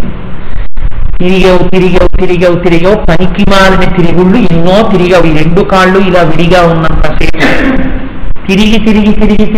తిరిగి బోల్డ్ తెచ్చి ఇక్కడ ఎక్కావు. అవన్నీ చూసుకోవడానికి మేమందరం ఉన్నాం. ఇక తిరగడానికి ఈ కాళ్ళు పనికిరావు నాన్న, అందుకని నిన్ను ఇంట ఉంచడం కుదరదు. ఈ శరీరాన్ని చెప్పడానికి మొదటి మంత్రంతో 2 పాదాల బొటన వేళ్ళు దగ్గర చేర్చి పురికోసేసి కట్టేస్తాడు. దేనికి సంపాదిస్తాం? ఇది శంకరాచార్యుల బాధ. నీ పట్ల మర్యాద ఇంత గొప్పది. తర్వాత నువ్వు చేసుకున్నది ఉంది, నిన్ను ఇవ్వద్దనం లేదు, నీ కొడుకులకి ఇవ్వద్దం లేదు, నీ అల్లుళ్ళకి ఇవ్వద్దం లేదు, నీ కోసం నువ్వేం చేసుకున్నావు? కృష్ణతో పిల్లవు. ఈ ధనం నిన్ను తిప్పేసింది, నువ్వేమైపోయావు మరి ఆఖరికి. కాబట్టి కింవానేన ధనేన వాజికరిభి ప్రాప్తేన రాజ్యేన కింవా పుత్ర కలత్ర. ఇది మరీ విచిత్రం. ఏ కొడుకులు, ఏ కూతుళ్ళు, ఏ సంసారం ఎవరి వలన వచ్చాయో, మంగళసూత్రం కట్టినప్పటి నుంచి వృద్ధులు అయిపోయే వరకు ఎవరి పక్కన పడుకుని నా సుఖ స్థానము, నా విశ్రాంతి స్థానం అని చెప్పావో ఆవిడ గుమ్మం వరకు వచ్చి ఆగిపోయింది. ఆ తర్వాత నీ శరీరమును అనుసరించదు. ఇంకా హేయమైంది. కలత్ర, మిత్ర, స్నేహితులు వాళ్ళు ఎక్కడి వరకు వస్తారు? కొంచెం భయం లేని వాళ్ళైతే రుద్రభూమి దాకా వస్తారు. భయం ఉన్న వాళ్ళైతే అబ్బో ఆ శరీరంతో నాకు అంత మమకారం, అంత కలిసి తిరిగాం, బొత్తిగా దాన్ని భూమిలో పెట్టేస్తున్నప్పుడు నేను చూడలేనండి, అది అగ్ని సంస్కారం అయిపోతుంటే నేను చూడలేనండి, నేను రాలేను. కొంతమంది అయితే ఏమంటారో తెలుసా అండి, అలాంటి వాళ్ళ చిట్టాలో నా పేరు కూడా ఉంది. నేనేం నిర్దాక్షిణ్యంగా చెప్పాలి, మొహముద్గరం చెప్పినప్పుడు నాకు అత్యంత ఆప్తులైనటువంటి వాళ్ళు ఒకరిద్దరు వెళ్ళిపోయినప్పుడు నేను అసలు వెళ్ళలేదు ప్రేతాన్ని చూడాలి. వాళ్ళ ఇంటికి వెళ్ళి పలకరించి వెళ్ళిపోయాను. ఎందుకనంటే నా స్మృతి ఎందు వాళ్ళు నాతో సంతోషంగా గడిపి తిరిగిన యొక్క ఆ శరీరమే నాకు జ్ఞాపకం ఉండు కాక, నిస్తేజముగా పడిపోయిన శరీరాన్ని నేను చూసినా చూడకపోయినా ఒకటే. చూసి నా మనస్సులో ఆనాటి మంచి అనుభూతులు చెదిరిపోకుండా నేను చూడను పలకరించి వెళ్ళిపోతానని 2-3 విషయాల్లో నేను అలా వెళ్ళిపోయాను. కాబట్టి మిత్ర, స్నేహితుడు ఎంత ప్రేమ ఉంటే మాత్రం ఏం చేయగలడు నీకు? కింవానేన ధనేన వాజికరిభి ప్రాప్తేన రాజ్యేన కింవా పుత్ర కలత్ర మిత్ర పశువిహి. పశువులు అవి మాత్రం ఒక్కటి చేస్తాయండోయ్, అవి పరమ ప్రేమతో కళ్ళ నీళ్లు కారుస్తాయి. పశువుకు ఆ లక్షణం ఉంటుంది. కొన్ని పశువులైతే శరీరాన్ని కూడా వదిలేస్తాయి. కుక్కలు లాంటివి యజమాని వెళ్ళిపోతే తట్టుకోలేక శరీరాన్ని వదిలేస్తాయి తప్ప నిన్నేమైనా ఉద్ధరించగలవా? ఏం ఉద్ధరించే? పశువి కింవానేన ధనేన వాజికరిభి ప్రాప్తేన రాజ్యేన కింవా పుత్ర కలత్ర మిత్ర పశుభి దేహేన గేహేన కిం. నేను నేను నేను నేనని చెప్పి నేను అని ఈ శరీరాన్ని చూపించి ఇంత భ్రాంతితో దీన్ని తిప్పి దీనికి శరీరంలో జట్లు, డబల్ కాట్లు, పరుపులు, తరగడాలు, దీని అసాధ్యం కూడా ఎన్ని భోగాలు చేశావురా. నువ్వు విడిపోయిన ఇలా చూస్తుంటే సినిమా చూసినట్టు ఇది కాలుతోంది. భూమిలో దీన్ని పడుకోబెట్టి ఉప్పు జల్లేసి మట్టి కట్టేస్తే పురుగులు కొరికేస్తున్నాయి, తినేస్తున్నాయి, ముందొచ్చి కళ్ళు కొరికేస్తాయి, మొక్కలు పడిపోయే తర్వాత చెవులు కొరికేస్తున్నాయి. గంట తిరిగేటప్పటికి భయంకరమైన రూపాన్ని పొందేస్తున్నావు. దాన్ని నువ్వు సాక్షిగా చూస్తున్నావు. అదిగో దాన్ని తినేస్తున్నాయి. దేహేన గేహేనకి నేను నేనన్న నీ శరీరం నీతో రావా. నువ్వు చేసుకున్న పుణ్యం ఏమైనా ఉంటుందో ఒక్కస్తోంది. అది చెయ్యడానికి తృష్ణ ద్వారం మూసేసింది, చెయ్యనివ్వలేదు. అది చెయ్యాలంటే నువ్వు సంపాదించిన దాన్ని ఇంటర్నేషనల్ బ్యాంకింగ్ కౌంటర్లో కన్వర్ట్ చేయాలి. అదేంటంటే బ్యాంకు కడితే పుణ్యం వస్తుందా అని మీరు అడగండి. మీరు ఇక్కడి నుంచి అమెరికా వెళ్ళాలనుకున్నారు అనుకోండి, రూపాయి కట్టలు పట్టుకెళ్ళి అమెరికాలో దిగి టీ కొనుక్కుంటానంటే వాడు గుచ్చుకోడు. మీరు ఈ రూపాయి కట్టలు పట్టుకుని State Bank of India foreign exchange కౌంటర్కి వెళ్ళి ఈ రూపాయి కట్టలు ఇచ్చేసి డాలర్లు గుచ్చుకుని విమానం ఎక్కాలి, అమెరికా వెళ్ళాలి. మీరు ఇక్కడ సంపాదించిన దాన్ని నేను చెప్పిన ఏడుగురు కొడుకుల రూపంలో మీరు పుణ్యకర్మగా మారిస్తే ఇది మిమ్మల్ని అనుసరించి ఊర్ధ్వలోకాలకు వస్తుంది. మీ ఇక్కడి డబ్బు డాలర్ రూపంలో అమెరికా వచ్చి లేనినాడు ఎలా వస్తుంది? అది ఎప్పుడు చేసావు? తృష్ణ నిన్ను పుణ్యమార్గ ద్వారాలు ఊహించి పాడైపోలను. కాబట్టి కింవానేన వాధికరి విప్రాప్తేన రాజ్యేన కిం కిం వా పుత్రకరత్రని ప్రవశుభిర్దేహేన గేహేన కిం జ్ఞాతై తక్షణ భంగురం సపతి రోత్యద్యం మనోదూరతః స్వాత్మార్థం భూవాక్యతో భజ భజ శ్రీ పార్వతీ వల్లభ. ఇప్పటికైనా బుద్ధి తెచ్చుకో, గురువు చెప్పిన మాట విను, నీ దిశానిర్దేశం మార్చు. ఇంతకాలం చేసిన పాపరాశి బెగబెట్టుకోకు. భజ గోవిందం భజ గోవిందం గోవిందం భజ మోహమతి. అయితే ఇక్కడే శంకరాచార్యుల వారు ఒక గొప్ప మార్గం చెప్తున్నారు. ఇప్పుడు నాకు వైరాగ్యం వంట పెట్టేస్తే, నాకు భయం డెవలప్ అయిపోతే, అమ్మో అయితే నాకు ఈ డబ్బు ఉండకూడదని అసలు నేను ఏ ప్రయత్నము చెయ్యడం వల్ల ఉత్సాహం సన్నగిల్లిపోతే నాకు ఎలా అంటే శంకరులు అంటున్నారు, ఈశ్వరుడు నేను ఎంత పొందవచ్చని అనుకుంటున్నానో అంత నాకు ఇస్తాడు పూర్వజన్మ పుణ్య ఫలంగా. నా ప్రయత్నం వల్ల వచ్చేది కాబట్టి నా ప్రయత్నం నేను చేస్తాను. ఆ ప్రయత్నం కూడా ఈశ్వరార్చనగా చేస్తానని చెయ్యి. కాబట్టి ఇప్పుడు ఏమైంది? మూఢ జహీహి ధనాగమ తృష్ణ గురు సద్బుద్ధి మనసి తృష్ణ. ఈ తృష్ణ తీసేసి సద్బుద్ధి పెట్టుకోవాలి. పెట్టుకుని ఏం చేస్తావు? ఆఫీస్కి వెళ్తున్నావు, దాన్ని కూడా మార్చు. నువ్వు ఏ ఈశ్వరుని ఆరాధన చేస్తావో పైకి చెప్పక్కర్లేదు. దీన్ని సఖ్యం అంటారు భక్తిలో. ఆ ఈశ్వర నేను ఆఫీస్కి బయలుదేరుతున్నాను, రండి మనం వెళదాం అను మనసులో. స్కూటర్ ఎక్కి కూర్చోను, ఈశ్వర ఎక్కారా అనుకో ఓసారి. ఈశ్వరీ ఎక్కావా అనుకో, ఈశ్వరా ఎక్కావా. ఎందుకంటే ఈశ్వరీ ఎక్కావా అంటే మళ్ళీ వేరే ఇబ్బంది వస్తుంది నా ఒక్క విషయం. కాబట్టి ఈశ్వరా ఎక్కావా అని కూడా అనుకుంటుంటాం. ఎక్కావా మధ్యలో మాట్లాడించకంటే మీరు భగవద్గీత అని చెప్పండి, డ్రైవింగ్ చేయాలి. మీరు అలా నన్ను వర్తిస్తుండండి, నా బుద్ధి ఎందుకు వెనకండి అని వెళ్ళిపో. ఆ ఒక్క మాట చెప్పు, దిగిపోయావు. ఈశ్వర చక్కగా వచ్చేసావు, రండి కూర్చుందాం అను. ఇవేం పైకి వెళ్ళి ఆఫీస్కి వెళ్ళి ఈశ్వరుడు నేను వచ్చేసామండి అంటే పిచ్చాడనుకుంటారు, కంపల్సరీ రిటైర్మెంట్ ఇచ్చేస్తారు. అలా ఏం అనక్కర్లేదు. నువ్వు చక్కగా కుర్చీలో కూర్చొని ఈశ్వర కూర్చోండి అనుకుని ఆయన కోసం సింహాసనం వేసి కూర్చో. ఈశ్వర చక్కగా నేను ఫైల్స్ డిస్పోజ్ చేయగలిగినటువంటి మంచి విజ్డమ్ నాకు గ్రాంట్ చేయి అని ఒక మాట అనుకోండి. మీరు చక్కగా చేసి ఈశ్వర నాకు నా బిడ్డల్ని పోషించుకోవడానికి ఒకరి దగ్గరగా చెయ్యి తాపవలసిన అవసరం లేకుండా నా యందు బుద్ధి ప్రచోదనం చేశావు, రండి ఇంటికి వెళతాం మహానైవేద్యానికి అని ఇంటికి వెళ్ళి చక్కగా భోజనం చేసే ముందు ఈశ్వర తినండి, నైవేద్యం పెట్టు. వారు తింటున్నారనుకుని నువ్వు తిను. రండి ఈశ్వర మళ్ళీ వెళ్ళాలి, ఆఫీస్కి వెళ్ళండి. సాయంకాలం ఈశ్వర ప్రవచనానికి వెళ్ళాలి, సిఎల్ క్లబ్కి రండి అని ఇంటికి వెళ్ళి స్నానం చేసి సంధ్యావందనం చేస్తూ ఈశ్వర మూఢజహీహి చెప్దాం అనుకుంటున్నాను. ప్రిపరేషన్ ఏమి ఉండదు ఈశ్వర. ఎందుకో తెలుసా? మీరు మాట్లాడవలసిన వారు, నాదేం ఉండదు. ఎందుకు నేను మాట్లాడాలంటావేమో, మీరు లోపల నుంచి మాట్లాడితే మైకు ఎలా ఉంటుందో అలా నేను ఉంటాను అక్కడ. కోటేశ్వరరావు గారు మాట్లాడుతున్నట్టు కనపడుతుంది, కానీ మీరు మాట్లాడండి లోపల నుంచి మూఢజహీహి గురించి. ఈ శరీరంలో మీరుండి మాట్లాడుతుంటే ఈ శరీరం ధన్యత పొందుతుంది. అందుకని రండి మనం ప్రవచనానికి వెళదామనండి. అయిపోయాక రండి ఇంకా మనం ఇంటికి వెళదామని.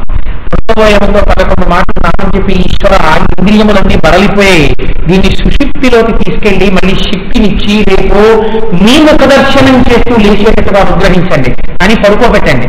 ఇప్పుడు మీకు నిరుత్సాహం ఎందుకు రావాలి? ఏ నిరుత్సాహం ఉందా ఉద్యోగం చేయడానికి? రూపాయి సంపాదించడానికి నిరుత్సాహం ఉందా? అన్యాక్రాంతమైన మార్గంలోకి వెళ్ళడానికి తలుపు ముయ్యండి.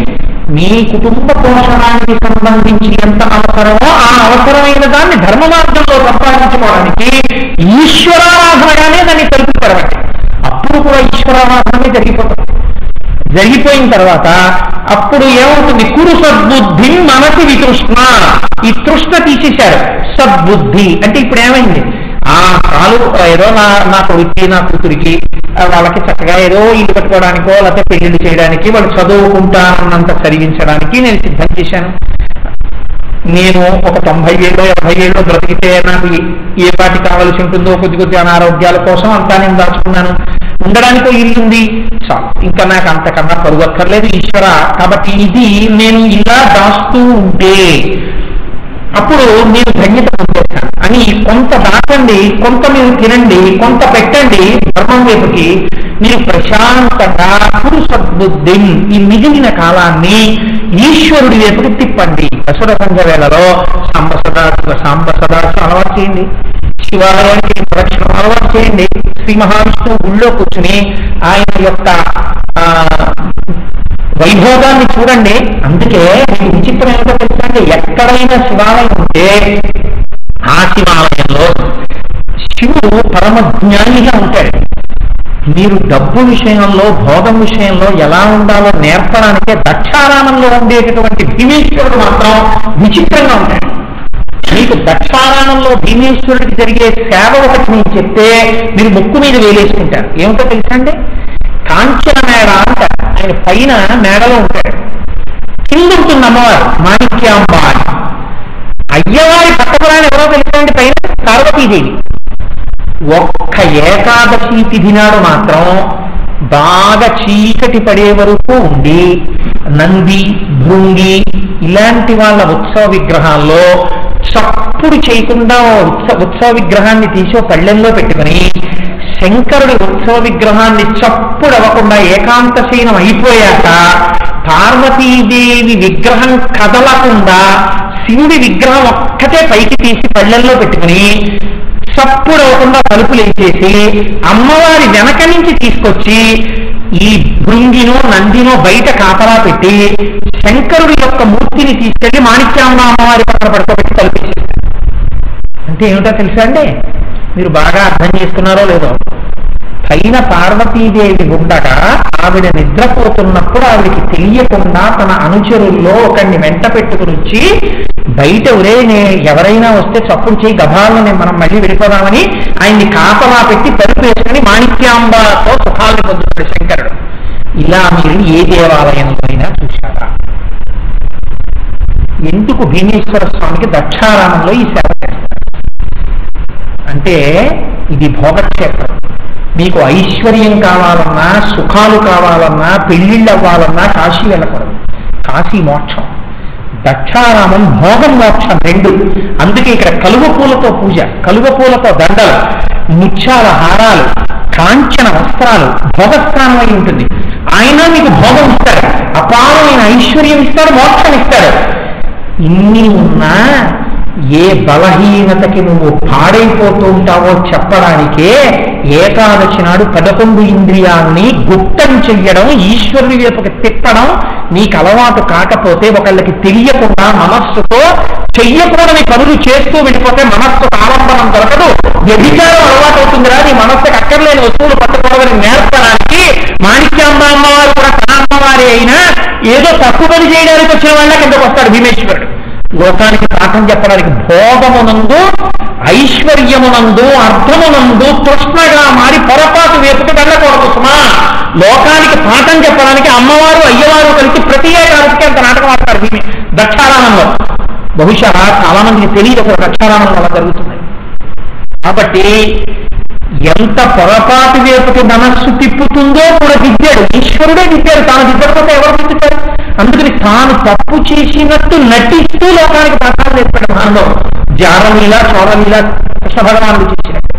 కనుక నువ్వు సద్బుద్ధిని నింపు మనస్సు ఎందు. ఇప్పుడు ఆ మనస్సు ఏం చేస్తుంది? ఈశ్వరార్చనకి అలవాటు. తన 60 ఏళ్ళు అయిపోయాయి, ఇంకా నువ్వు సంపాదించక్కర్లేదు. వాళ్ళు పంపించేశారు, భగవద్గీత చేతిలో పెట్టారు, పూలదండ వేసేశారు, ఏదో రిటైర్మెంట్ బెనిఫిట్స్ ఇచ్చేసారు. ఓ 10 రోజులకో ఎప్పుడో కనపడండి, రోజు వచ్చి వేస్తారు, మీరు ఈలోగా సెటిల్ చేస్తానని చెప్పారు. మీరు అక్కర్లేదండి, ఎందుకు పోర్ట్లో పంపించేస్తాను, అంటే ఫోన్ చేయండి, మీరు ఎందుకు రావడం పాపం అంటారు. అప్పటికైనా నీకు అర్థం అవ్వాలి. వాళ్ళు పంపించేస్తారు, పంపించేసింది నువ్వు ఏమో ఎక్కడ ఇంట్రెస్ట్ ఎక్కువ ఉంటుందో మళ్ళీ గభాలను మూసేసే బ్యాంకులు అవి వెతుక్కోవడం, అది చూస్తాం. నీకు ఎంతవరకు నీ శరీరాన్ని పోషించడానికి అవసరమో భద్రత చూసుకుని పెట్టుకోవడం వరకు తప్పు కాదు. హాయిగా నువ్వు అలవాటు చేసావు ఇంతకుముందు, వితృష్ణ, కృష్ణని తీసి సద్బుద్ధి పెట్టావు. ఇప్పుడు సాయంకాలం వెళ్ళి 2 గంటలు కూర్చునే శివాలయంలో 3 గంటలు కూర్చున్నా నీ మనసు అంగీకరిస్తుంది. పొద్దున్న కూడా వెళ్ళడానికి అంగీకరిస్తుంది. ఇంకొక 4 ప్రసంగాలు వెళ్ళడానికి అంగీకరిస్తుంది. చెప్పేవాడు సమర్థుడా అసమర్థుడా చూడదు. చాలా ఏదో భగవంతుడి గురించి పాపం 4 మాటలు చెప్పాడు కదా, నీ చెప్తానే వాడు చెప్పాడు కదా, ఏదో ధైర్యంతో పేర్లు పద్దులు పెట్టదు, వినడం ప్రయోజనంగా ఉంటుంది. ఇది సద్బుద్ధి. కురు సద్బుద్ధి మనసి వితృష్ణ ఎల్లభతే నిజ కర్మోపాత్తం విత్తంతేన వినోదయ చిత్తం. Keep your mind happy. శంకరాచార్యులు గారు ఎంత గొప్పగా చెప్పేస్తున్నారో చూడండి. ఒకడు దరిద్రుడు ఓవర్బ్రిడ్జి మీద రద్దు పడుకుంటాడు, ఆత్మహత్య చేసి చచ్చిపోయాడు. ఏంటో ఇల్లు లేదండి, రేపు పొద్దున్న లేచి ఫలానా గుళ్ళో అన్నదానం ఉంది అక్కడికి వెళ్ళాలి. వాడికి బతుకు మీద ఆశే. వాడిని చూసినప్పుడు ఈశ్వరాలకు ప్రశాంతి ప్యారడైజ్లో డబుల్ బెడ్ ఫ్లాట్ ఇచ్చావు, వీడికన్నా నేను చాలా చక్కగా హాయిగా ఓ పరుపు మీద తలుపులన్నీ వేసేసుకుని బయటంతా వాన పడుతున్నా వెచ్చగా పడుతున్నాను. వాడైతే ఓవర్ బ్రిడ్జి కింద పడుకోవాలి, దోమలు రగ్గులో రగ్గులు కుట్టేస్తాయి, డెంగీయే వస్తుందో ఇంకోటే వస్తుందో. Is expose to all dangers, still వాడికి ఎస్కేప్ లేదు. కనుక ఎస్కేప్ గ్రాంట్ చేశావు ఈశ్వర, థ్యాంక్ యూ వెరీ మచ్. కాబట్టి విత్తంతేన వినోదయ చిత్తం, నీకేది ఇచ్చారో దాంతో సంతోషంగా ఉండడానికి నీకన్నా తక్కువ వాళ్ళతో పోల్చుకుంటుండు, చాలా సంతోషంగా ఉన్నావు. నాతో ఆయన ఒక మాట ఉన్నాడండి, నేను చాలా ఆశ్చర్యపోయాను. ప్రధానమంత్రి నాతో ఎలా పోలుస్తారండి అని అడగదు. అంటే నేను చాలా ఆశ్చర్యం, అదేంటంటే ప్రధానమంత్రిని మీతో ఎందుకు పోల్చకూడదన్నాను. అంటే ఆయన అన్నాడు, ఏమండి కోటేశ్వరరావు, నేను ఎప్పటికైనా లోక్సభకి నేను పోటీ చేయొచ్చు. ఏమో శ్రీనివాసరావు అంటారా ప్రధానమంత్రి అవుతాన్ని? సడన్ గా అధికారంలోకి రావాల్సిన పక్షంలో మెజారిటీ సభ్యులను ఎన్నుకుంటేనే ప్రధానమంత్రిని అయిపోవచ్చు. 26 ఏళ్ళు దాటిపోయినటువంటి మన్మోహన్ సింగ్ ని మళ్ళీ నానా కార్పొరేషన్ లో అసిస్టెంట్ గా చేయమని తీసుకోరు కదా. నాకు ప్రధానమంత్రికి పోలిక ఏంటంటే నేను ప్రధానమంత్రి కన్నా గొప్పవాడినండి అన్నాడు. ఈ నిజంగా ఈ బాబోయ్ తృప్తి పడ్డానికి మనసి వితృష్ణం ఎల్లభతే నిజ కర్మోపాతం విత్తంతేన వినోదయ చిత్తం. సంతోషంగా ఉండడానికి నాకు ఆలోచించలా ఉంది అని నేను చాలా ఆయన చూడండి, నేను ప్రధానమంత్రి కన్నా గొప్పవాడిని అన్నాడు ఆయన. నిజంగా అంటే అలాంటి వాడు ఎప్పుడు జుబిలియంట్, నాకు ఈశ్వరుడు ఏదో ఇవ్వలేదని ఏడవాడు. ఈశ్వరుడు నాకు ఇది ఇచ్చాడు కదండి అంటాడు, నాకు ఇది ఇవ్వలేదు అంటే ఇది వెళ్ళి వెళ్ళి వెళ్ళి వెళ్ళి అలవాటు ఏమైందో తెలుసండి. ఆఖరికి ఏదో పోయింది అనుకోండి వస్తువు, అంటే దానివల్ల ఏదో ప్రమాణం ఉందేమోనంటే అందుకే ఈశ్వరుడు తీసేశాడంటే అప్పుడు ఆనందం. ఎంత చిత్రమో చూడండి, చోరాయిచ చోరుడి రూపంలో వచ్చి ఈశ్వరుడు ఆ వస్తువు తీసేశాడంటే ఆ వస్తువు ఉండడం వల్ల నాకు ఏదో ప్రమాదం రాబోతుందన్నమాట. అందుకే ఈశ్వరుడు ఆ వస్తువుని తీసి రక్షించాడు. ఈశ్వర కృతజ్ఞత. ఇప్పుడు ఏమైంది? నేను సేవింపగనాపదల్పడమని నిత్యోత్సవం తవ్వని జనమాత్రుండనని సంసార మోహంబు పైగొనని జ్ఞానము గల్గని గ్రహగతులు కుందింపని నేను వచ్చిన రాణి అవి నాకు భూషణములే శ్రీకాళహస్తీశ్వర. లోకుల్నంగని వెచ్చని అలుగని లోలోర నిందింపని చీకాకుంబరని మహాత్ముడనని జేలొక్కని మూకీభావనమంతెట్టని త్రోయని నీ కారుణ్యము కలిగి ఉండెనను అంతే కానుమో శంకర. ధూర్జంటాడు ఇది ప్రియనిందా స్థుతిర్మౌని సంతుష్టో జనకేనచిత్ అనికేత స్థిరమతి భక్తిమాన్మే ప్రియో నర. గీతలో స్వామి అంటాడు. కాబట్టి ఇప్పుడు ఏమైంది? ఈ స్థాయికి నువ్వు ఎదగడానికి నువ్వు జాగా తయారు చేయాలి. వితృష్ణ. ఇంట్లో వాషింగ్ మిషన్ అక్కర్లేకపోతే సాకరి మీ ఇంట్లో పని మనిషిగా ఉంటే పడిన నీళ్ల వల్ల వాషింగ్ మిషన్ తుప్పట్టేస్తుంటే పనికి రావట్లేదని నువ్వు వాషింగ్ మిషన్ అమ్మేస్తావు 1000 రూపాయలు వచ్చాడు. నిన్ను పాడి చేసేది నీ మనస్సులో పేరుకుపోయి ఈశ్వరుడు రావడానికి మార్గం లేకుండా చేస్తుంటే నువ్వు చూడు, కార్యం చెయ్యి, ఆనందంగా ఉండు, ఈశ్వరుడు నీకు ఇచ్చిన దానికి సంతోషించు. ఏది ఇచ్చాడు? మనుష్య జన్మనిచ్చాడు. నువ్వు వినగలవు, నువ్వు బోధన అర్థం చేసుకోగలవు, నామం చెప్పగలవు, ఇంటికెళ్ళి భజ గోవిందం గోవిందం భజ మూడవతే అని నువ్వు చదవగలవు. లేకపోతే ఎంఎస్ సుబ్బలక్ష్మి గారి క్యాసెట్ పెట్టుకుని పొంగిపోగలవు, నువ్వు పాడుకోగలవు, నువ్వు తరించిపోగలవు, నువ్వు ఈశ్వరుని చేరిపోగలవు. శంకరుడు ఇంత గొప్ప మాట చెప్పారని నమస్కరించగలవు. పిపీలికాది పర్యంతంలో ఎవరూ ఇది చేయలేరు. ఇది నీకు ఇచ్చిన ఈశ్వరుడిని చూసి ఈశ్వరుడి పట్ల ఎందుకు కృతజ్ఞతగా ఉండి సంతోషంగా ఉండలేవు? ఇది చాలా సంతోషంగా ఉండడానికి ఇది శంకరాచార్య ప్రశ్న. కాబట్టి మూఢజహీహి ధనాగమకృష్ణాం కురు కురు సద్బుద్ధిర్మనసి వికృష్ణాం యలభతేర్యకర్మోపాత్తం విత్తం తేన వినోదయ చిత్తం. ఇప్పుడు చెప్పండి, ఈ శ్లోకం 3 నెలల ప్రసంగాన్ని నేనంటే అది ఎగ్జాజరేషనా? ఎన్ని జీవితాలు, ఎన్ని ఉదాహరణలు, ఎన్ని పతనాలు, ఎన్ని ఉద్ధానాలు, ఎన్ని సర్దుబాట్లు, ఎన్ని బాట మీద ఎక్కడాలు, ఎన్ని జారిపోవడాలు దీనిలో ఉన్నాయి. కాబట్టి ఒక్కొక్క శ్లోకము మిమ్మల్ని చెయ్యి పట్టుకుని ప్రమాదం వైపు నుంచి పక్కకి తిప్పేస్తున్నటువంటి శ్లోకములు, అమృత బిందువులు, ఆచార్య కృప, శంకర భగవత్పాదాచార్య స్వామి వారి యొక్క కటాక్షణ శ్లోకాలు. కాబట్టి మోహముద్గరం అంటే మరి కొరడాలాగే ఉంటుంది, నిర్దాక్షిణ్యంగా మాట్లాడి చెప్తుంది. కాబట్టి రేపటి రోజున శంకర భగవత్పాదులు నా చేత ఏ శ్లోకాన్ని పలికించాలని వారు అనుకుంటే ఆ శ్లోకం పలికి ధన్యుడనవుతాడు. మంగళాశాసన పరై పదాచార్య పురోగమై సర్వైశ్చ పూర్వైరాచార్యై తత్వపాయాస్తు మంగళం. మంగళం కోసలేంద్రాయ మహనీయ గుణాత్మనే చక్రవర్తి తనూజాయ సర్వభౌమాయ మంగళం. ఉమాకాంతాయ కాంతాయ కామితార్థప్రదాయినే శ్రీగిరీశాయ దేవాయ మలినాథాయ మంగళం.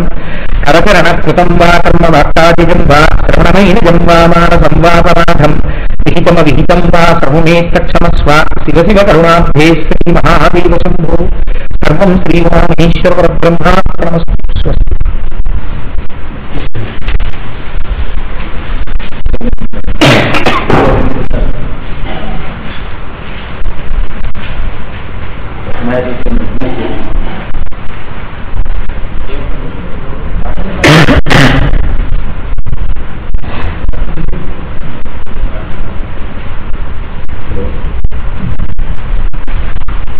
ఇందులో మాట్లాడండి, భద్రగారు, ప్రహర్ గారు ఇందులో మాట్లాడండి.